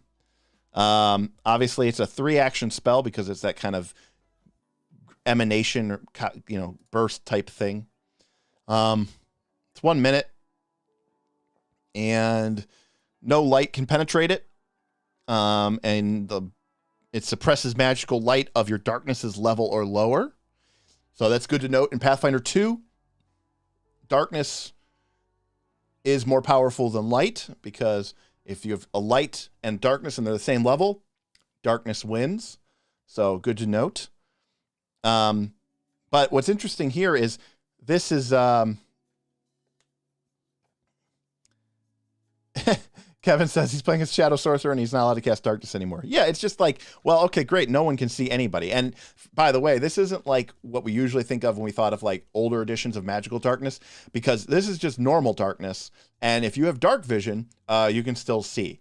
If you heighten it to greater darkness, then creatures with dark vision can't see into the globe of darkness, but not greater dark vision. We have even greater dark vision. So you cast it, more than likely, Loth got it right. More than likely, most of the things you're fighting probably already have dark vision. So the only reason that you should be having, you probably have light, is for your handful of people who don't have dark vision. Whether they just have nothing or they just have low light vision, they need some form of illumination. And when you cast darkness, they can't see anything. So it's a wonky spell to use. Ben going back all the way to first edition AD&D with Ultra Vision.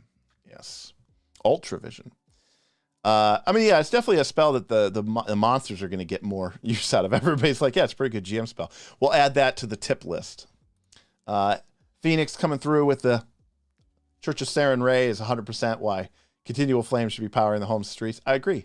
Wouldn't that be part of their mission, to bring the light and flame of Saren Ray to everyone? They would just go around, they'd collect tithes and donations and buy rubies and cast Continual Flames everywhere in the city. A GM slot next to the... Listen, Total Entropy, we don't just make slots here, okay? You got to pay to play in the night's live stream.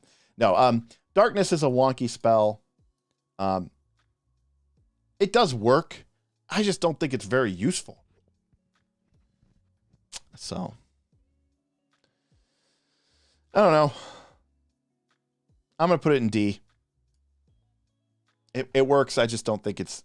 I never, I've been playing casters for 25, 30 years, and like, I can't even think of the number of times I've taken Darkness. I mean, case in point, our next spell is Dark Vision. And you cast Dark Vision, and you could just see through the darkness that you just cast. It's 1 hour, which kind of sucks. Like... I mean, it's cool that it heightens at 5th the whole day.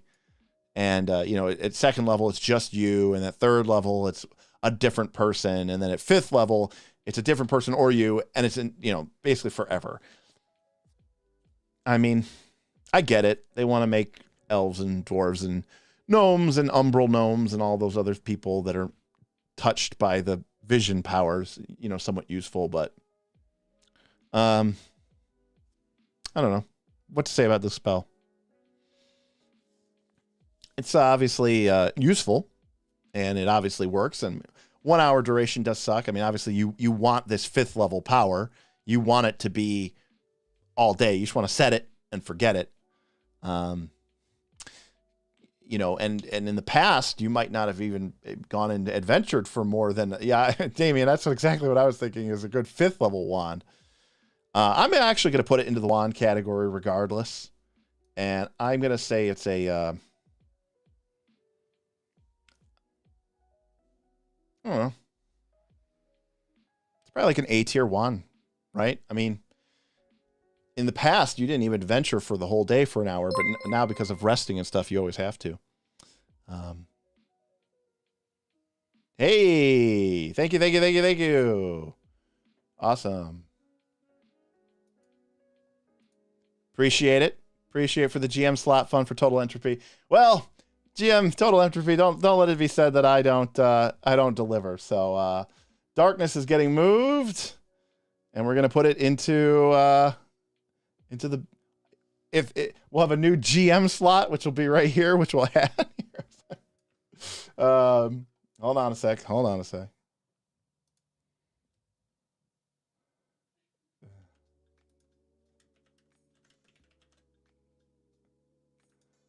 All right, we got the GM slot. As a GM spell, I agree this spell is better because it's going to get more usefulness out of it. It actually could screw over party members pretty harshly. It is kind of a joke, total entropy, but I like playing around with the joke. And hey, if you're willing to donate to this stream, I will happily go and play along with the joke.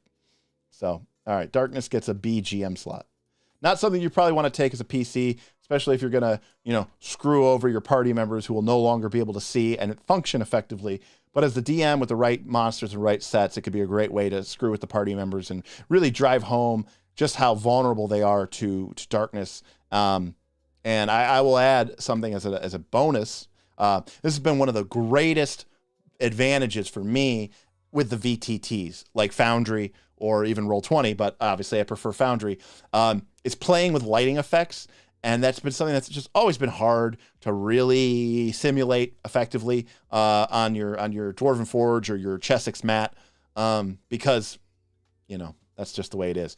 But when you have a creature and suddenly you remove the light sources and everybody who's playing a PC with dark vision can see, and all the humans can't see anything, it really drives that point home. And like suddenly they're like, okay, yeah, this would be scary.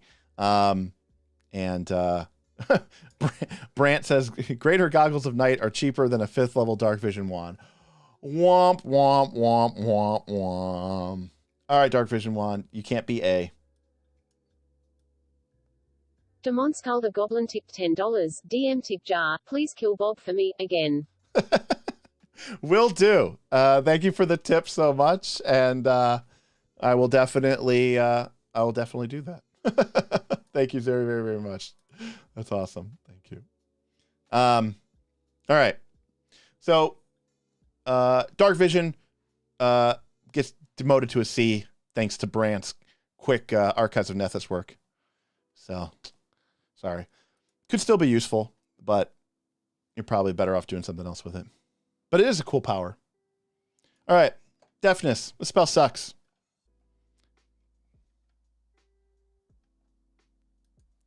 Oh, I'm sorry. You want more? You want more about it? Well, for starters, it was really funny because back in the day, it used to be blindness, deafness, and no one ever chose deafness. You chose blindness every time. Here's the problem. Sure, it doesn't have incapacitation. Sure, they're deafened for 1 round, or they're deafened for 10 minutes, or they're critical failure. They're deafened forever. Deafen does so little. I mean, yes, if they are specifically using a linguistic effect, like a verbal spell component, they have a DC 5 flat check to be able to cast it. So they have a 20% chance of losing. So in the situation where it's a spellcaster and you hit them with it and they fail it, then they have a 20% chance to fail some of their spells if that spell has the verbal component. And then it gives them a -2 penalty to perception checks if the perception check would also be affected by them possibly having lost some of their hearing, which should come up almost nothing. It's just not enough. I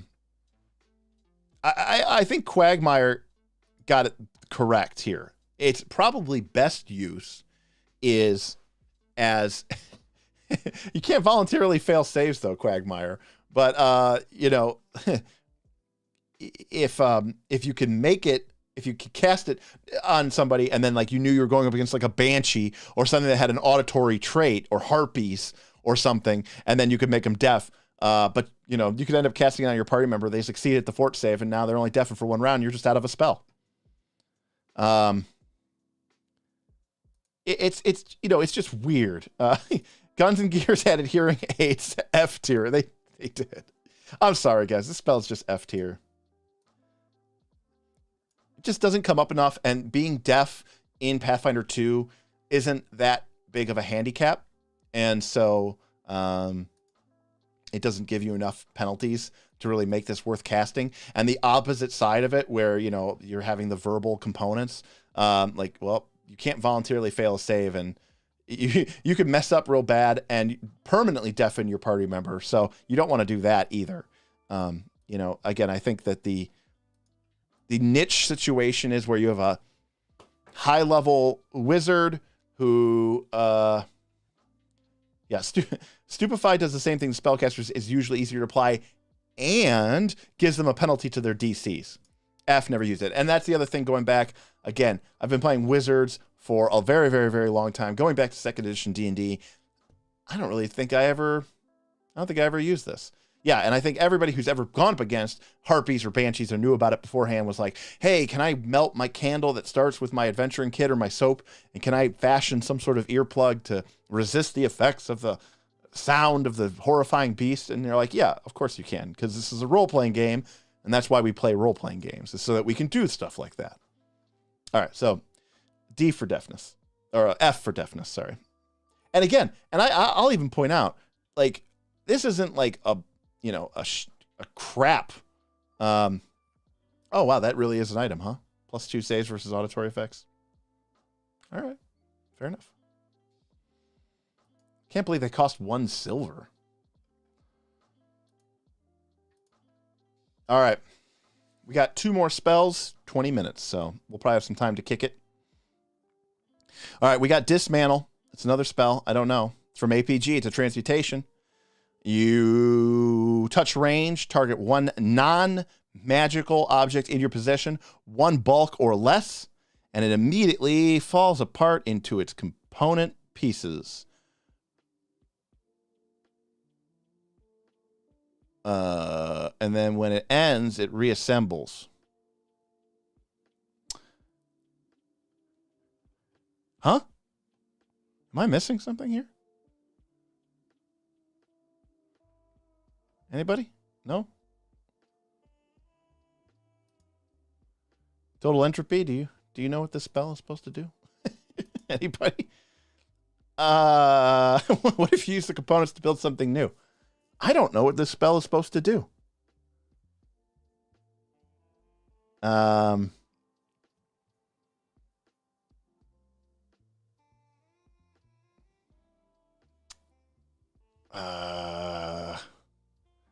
Hide something in parts, smuggling.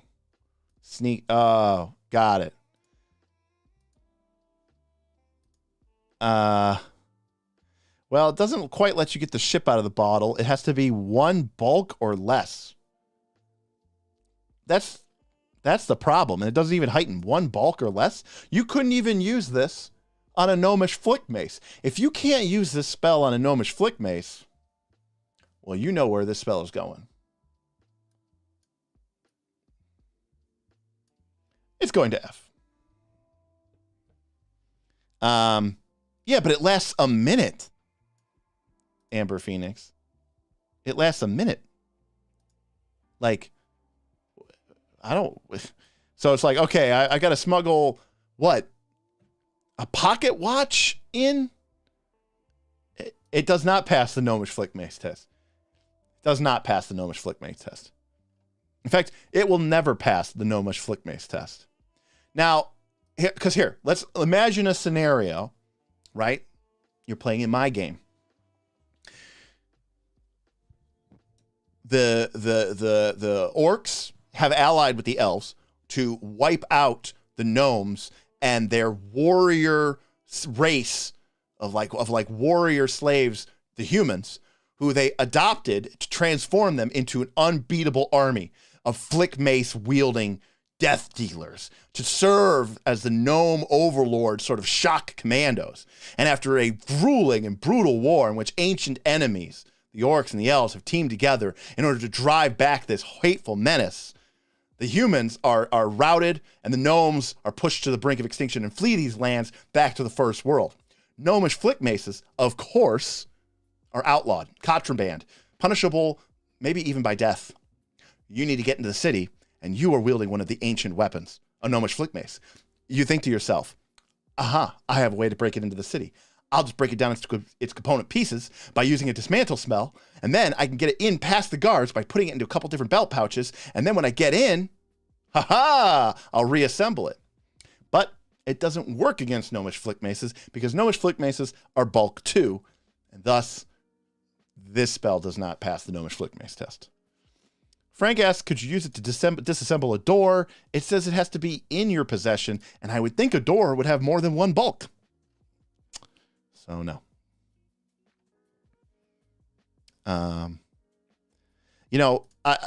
Jason says maybe the 6th level version. Here's the thing. If I have to choose between using my spell slot to teleport instantaneously across the world, or make a little thing fall apart and then I can reassemble it, I think I'm going to choose to teleport across the world. Yes, humans are gnomish Sardaukar. That's right. They're shock troops. Terror troops. They come in there.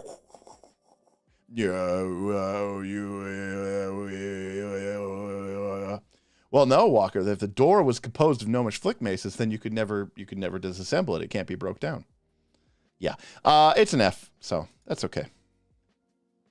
We're getting loose here. We're flying off the handle here. We got one more spell, and it's a good one. It's Dispel Magic, which is cool. It's level 2 in this game, not level 3. There's no AoE version, but it is a lot quicker. 2 action, 120 feet. You target either a spell effect or an unattended magic item, which kind of sucks. It was always fun to be able to dispel magic and temporarily suppress a foe's magic wand or magic weapon. But, you know, that could potentially, if the GM could use that against the players, that wouldn't be fun because they don't get to use their cool tool and they don't get to use their fun toy. And if the players use it against the monsters, that might make the boss fight easy, and we don't want that. So, of course, it has to be an unattended magic item. So, you know, if the boss has left their magical greatsword on the ground before the fight, then you can cast it. But otherwise, you know, you're in that situation. But you get to counteract. And I think this is an important thing to note, sort of a spells and magic tactics preview. Dispel magic does not gain anything for being heightened, but that doesn't mean you would never not heighten it, because a spell like Dispel Magic makes a counteract check, and a counteract check is based on the level of the spell that you are using to counteract, and that is a check, and that check depends on the relative level of your counteracting spell, in this case Dispel Magic, and the effect level that you are trying to dispel. Thus, even though you don't get anything for heightening it, you might still heighten a Dispel Magic at higher levels because you're going to want to use it to be able to actually successfully dispel higher level spells. So, something to just keep in mind here. But, yeah. Disjunction, now granted, Disjunction used to permanently destroy magical items and break them apart. So, it doesn't really do it. But, you know, Dispel Magic is a great thing, especially because the counteract rules, as we might expect in Pathfinder 2, are a little wonky, and they are balanced against, they wanted to make it really easy for you to dispel lower level magic things, which is why when you make a counteract check, if your Dispel Magic level is higher than the spell level or the effect level that you are dispelling, even if you fail the counteract check, you still dispel it. But it's pretty bad at dispelling things that are higher level than you. You really you need to be able to crit against that DC in order to dispel something that's higher level than you. And then you're probably not going to crit because they're higher level than you. So the DC is going to be really high. You're probably going to need a 20, maybe a 19 or 20, but probably a 20. Abuelo, well, welcome. I'm glad you've done lurking, and decided to comment here. I think it could be used for a gun from Gun and Gears. Yeah, I mean, I'm sure we could sit here and think about uses that it might come up and could be handy, but, you know, for a 1 minute duration for a level 2 spells, I don't think it's really that great. So, all right, so let's get back to Dispel Magic. Where are we ranking it? For me, the question is, okay, let's ignore for the fact the counteract check in Pathfinder 2, it has its problems, right? It has its problems in that you are using your magic to deal with an issue, and there's a chance that it might not work. I mean, that's true for everything, right? But being able to dispel someone's spell could be very powerful. And magic isn't as powerful as it used to be, but it's still pretty powerful. So for me, the question is this an S tier spell because of its incredible versatility throughout the rest of the game in being able to handle magical effects? Or is the nature of the counteract check a detriment to the spell, and is it A tier? Now, Loth seems to say it's an A tier spell. Now, I agree with Loth. I think this spell is great in combat to be able to sort of debuff enemies who have put a buff on themselves. But I also think it's great in exploration mode because it's a great way to, if there's a weird magical force field guarding an altar with a bunch of treasure that you want it, well, Dispel Magic could help you there. Or maybe there's a curse effect and you want to Dispel Magic there. Maybe somebody lit an area because they're, good-minded civic people, and they lit an entire, street with continual flame spells, and you think to yourself, damn it, we need to be able to get through there. I need to Dispel Magic these continual flame spells because this extremely well-run and well-organized and well-thought-out community is making it hard for me to sneak around. Okay, we got a bunch of things. Dispel Magic is A tier when it dispels a wall of stone separating your party, and F tier when it fails because you didn't heighten it high enough. Yeah. That's an extremely good point. The problem with Dispel Magic is you have to it all depends on how much knowledge your GM is sharing with you, but I can see at higher level. I haven't played a higher level caster yet. I'm hoping to, but my sense is that you might, let's say you had 8th level magic, 8th level spells. You might have a Dispel Magic at you might have 1 at 5, 1 at 6, 1 at 7, 1 at 8. Or something like that. I don't know how that would exactly work out, but it is a little awkward. Walker says C because I have to look up counteract rules and archives and methods every time I use it. In fact, one of the first major things that the Knights of Last Call got wrong was Gwildor making a counteract check. He was using his counterspell feature, and we had to look it up because I did not remember the counteract rules. Luckily, that moment sort of burned in my skull, so I do remember them now. I will say that the counteract rules are very favorable to you if you are using it to counteract something that is lower level than your spell effect. Because then, even if you fail on the counteract check, you still dispel it. The only time you will fail if the effect is lower level is if you critically fail. I definitely think it's a pretty good. I think it's got power. Matthew Bruns, you missed about the whole darn chat. Ben with the Horizon Thundersphere. Horizon Thundersphere.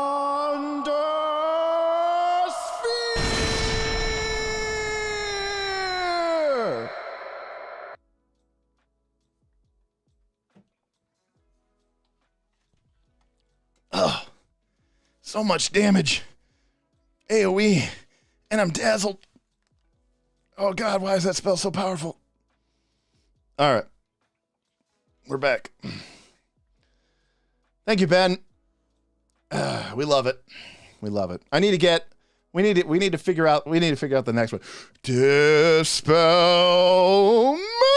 Magic.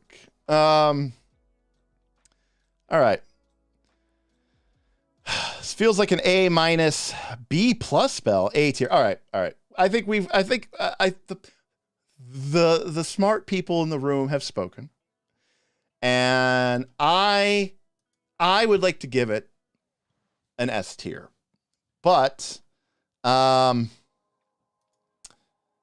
tier, you're almost guaranteed to fight spellcasters and creatures with innate spells. The ability, it's like, I'm thinking about Magic the Gathering, Magic is powerful, so is the ability to dispel magic. I really like Dispel Magic. I think it's very, very, very powerful. I definitely do not think it is a B tier.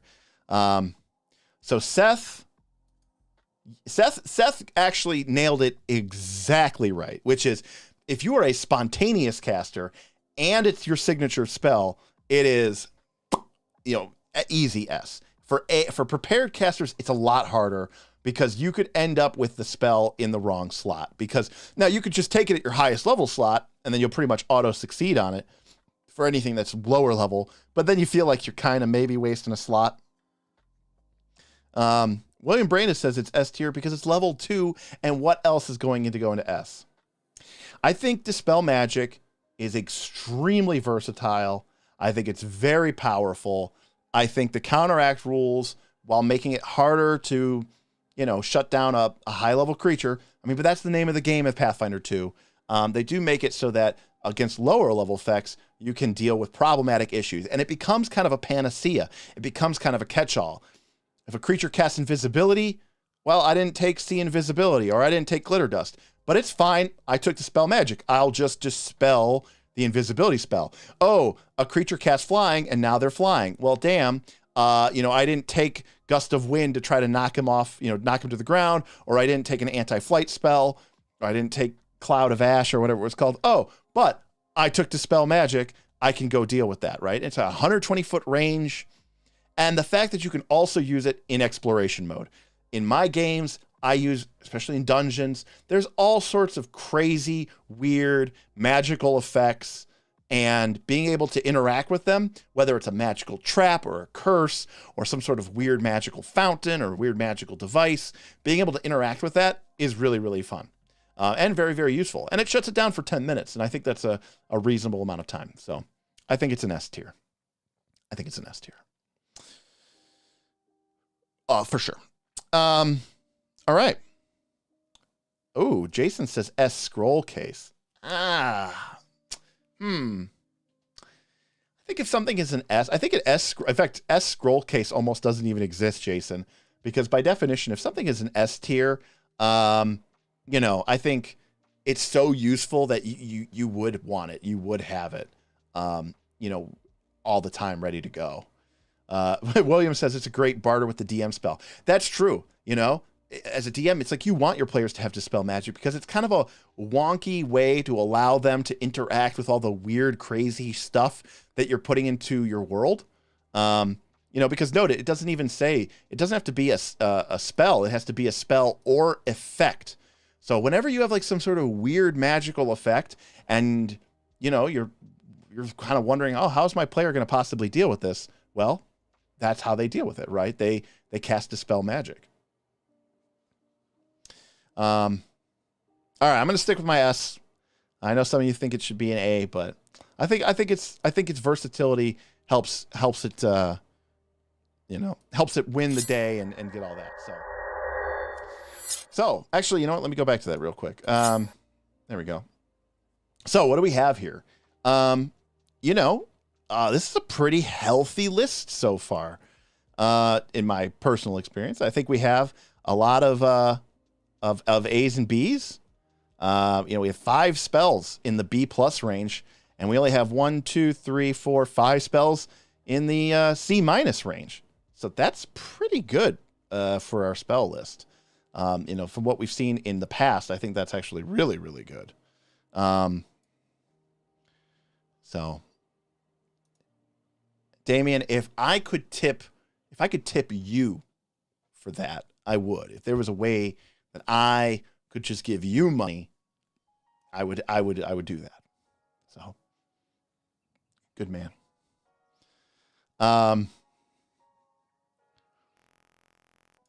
So that is what we have for today for this. So hopefully everybody had fun. Stephen tipped $10 Turnpike Fund for next Tuesday. Oh, man. Oh, Bob, if you're here, you guys are just fucked. It's not even going to be fair. It's going to be brutal. It's going to be a lot of fun.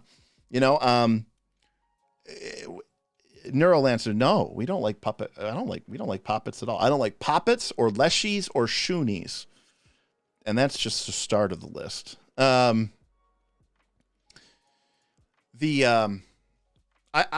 really excited about this Rise of the Rune Lord thing. I think, I get it. Like these big channels with their really, big APs and stuff like that. Like they can't interact with the chat. But the Knights of Last Call have always been about the community first. We're not as much about the story. We're not these crazy voice actors. We just like to have fun.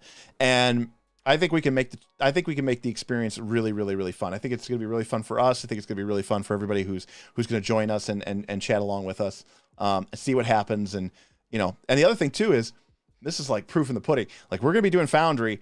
My roles are all going to be public. Like it's just going to be in the chat log, getting shared with the screen from the Foundry. Like you're just going to see the dice rolls as they come. Oh, Cobsarquim? Cobsarquim? That is incredible. I applaud you, both for running Abomination Vaults, which I think is a really, really fun adventure path, but also for killing a player, but also for killing a Shuni. I don't understand the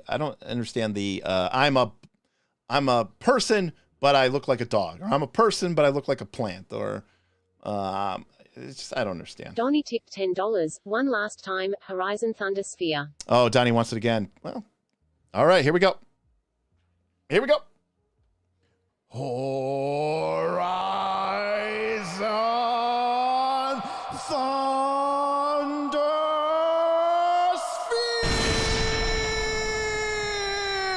Sphere. It's so powerful. I can't even resist it. There's been talk, and I'm going to do this. We're gonna get some sort of animation made for that. I think it's going to be awesome. Or maybe I'll try to make an animation, and it'll either be really, really bad or really, really good in a bad, or really, really bad in a good way. Either way, it should be hilarious. When will the VTT episodes come out? Well, that's the deal, Epic Gamer. We are going to do them live here on YouTube, 8 p.m. Eastern Standard Time. We are going to look to run between 8 to 11 p.m. Eastern Standard Time. And we might go a little over, depending on the night. We're going to look to play for 3 hours. We're going to, play through the game. We're going to use Foundry. We're going to have cameras, and, it's not going to be the same level of quality that we would have in our really expensive studio with our thousands of dollars of audiovisual equipment. But, everyone's tried their hardest. I mean, Nick went out and bought a brand new computer so that he could run Foundry and his Zoom and still, respond at a reasonable rate. So, yeah, it's going to be awesome. And we are really looking for a way to allow folks at home to play with us. We are going to try to put polls in there. We are going to try to allow your tips, your chats, your super chats to sort of influence and guide the action. Look, it makes some money for us. I think it's going to be a lot of fun for you all. Let's be honest with this. It's a way for the channel to sort of make a little money, but it's also a great way for us to have fun. If you really want to help out Bob, give him a hero point. Do you love Matt and do you love Burl? Try to give him a hero point. Do you hate all the knights and you just want to see them struggle? Give me a hero point, right? We'll try to come up with something that we really, really enjoy. Walker, I will see you. Take care. Have a good evening yourself. And so, just like these videos, as soon as we're done being live, it'll just be a video on demand. It'll get recorded. It'll be put into YouTube, and you can just go and watch it. You won't be able to interact, but you'll be able to watch it live. And we're hoping to keep that going for at least the next couple of months while all this craziness happens in the world and we sort of get to a more stable spot. And then eventually we will move into back to the studio, and we will, we'll go from there. Now, of course, I think the one thing I do want to make sure that I note is that, look, we're still going to be trying to play the game, right? Like, obviously, if you followed our Pathfinder 2 adventure, you know that, I already use hero points that are very, very, very, very powerful, that are far more powerful than anything that would normally exist in the game. And, I'm trying to create a fun experience for you all. And I want to teach and show Pathfinder 2, and I want to teach and show these guys learning, a role-playing game system and having fun. I am not as concerned with running a completely by-the-book, pristine role-playing game experience. So absolutely, yes, if the chat can donate extra money and now Bob gets an extra hero point, does that throw off the game balance? Yeah, it does. But if you've looked at my hero points, they already throw off the fucking game balance. It's more about us having a fun time and diving into some of these rule sets and just letting you all have as much fun as we're having, and, showing your appreciation. And I think that, we'll figure out a balance for it. I don't want the game to be completely nonsense and completely off the rails, but, I think we're gonna explore the space, and we're gonna see what we can do with it. Eventually we have to give one of the players a follower and have chat roll for that. Listen, I would love if like Twitch plays Pokemon, but just have like somehow have like an NPC in the party that's just the Twitch chat, the YouTube chat controls. Awesome, Matthew, that's great. My hero point rule is very powerful, but it's very, very fun. If you listen to our latest podcast, you know that the hero point rule can be a little disappointing sometimes. You fail an important roll, and then you use a hero point to re-roll because you want to be a hero, and you roll a critical failure instead, and it actually ends up killing you immediately. That's a really wonky feeling, a really weird place to be in. So my hero point rule is obviously very powerful. As I've said before, an alternative rule, if you're not as comfortable with as powerful as my hero point rule is, it's to let the player re-roll the d20, but if they roll less than an 11, so if they roll between a 1 and a 10, add 10 to the result. In other words, the re-roll d20 is always going to be between 11 and 20. Alternatively, you could roll a d10 and add 10. It's the same thing. But either way, you're going to make sure that if it's something that the party or the player feels like they should have been able to accomplish, you have this increased chance of success with a hero point instead of just another shot at it, which could just go just as badly as the first time or even worse. GM Scott, basically D10 plus 10. You got it right. Exactly. Crimson, thank you. It was Photoshop. So before I did all this, I used to be a professional photographer. So I used Photoshop a lot. But it was just Photoshop. It's not my best one. I think I like the Call of Cthulhu one myself. So Felipe, I'm happy to hear you. I hope you join us. Listen, you don't have to. You can just join in for the fun and for the lols. You don't have to. No one has to tip or participate in that sense. Total Entropy. Any plans to release home rules for community use? Yeah, I mean, obviously, I just need to write them all down. I mean, a lot of this stuff I want to release through the Patreon. I know it kind of sucks to put it behind a paywall sometimes, but the patrons, like 90% of this entire channel's income come from our Patreon. And I really want to make sure that they feel supported and appreciated. And so I really want to find ways to give back to them, but they are super generous. They're always just like, Derek, no, you shouldn't just give this to us. You should release it to a wider audience, or give it to us and then, 6 months later, make it publicly available for everybody. Just so that we, the patrons, are at least getting it, first crack at it. So they want me to show everybody else what we're working on to kind of grow the community. They're as invested as I am. So, which is incredible and amazing, and we have a lot of fun there. But I'd love to put out some stuff about how we play Pathfinder 2.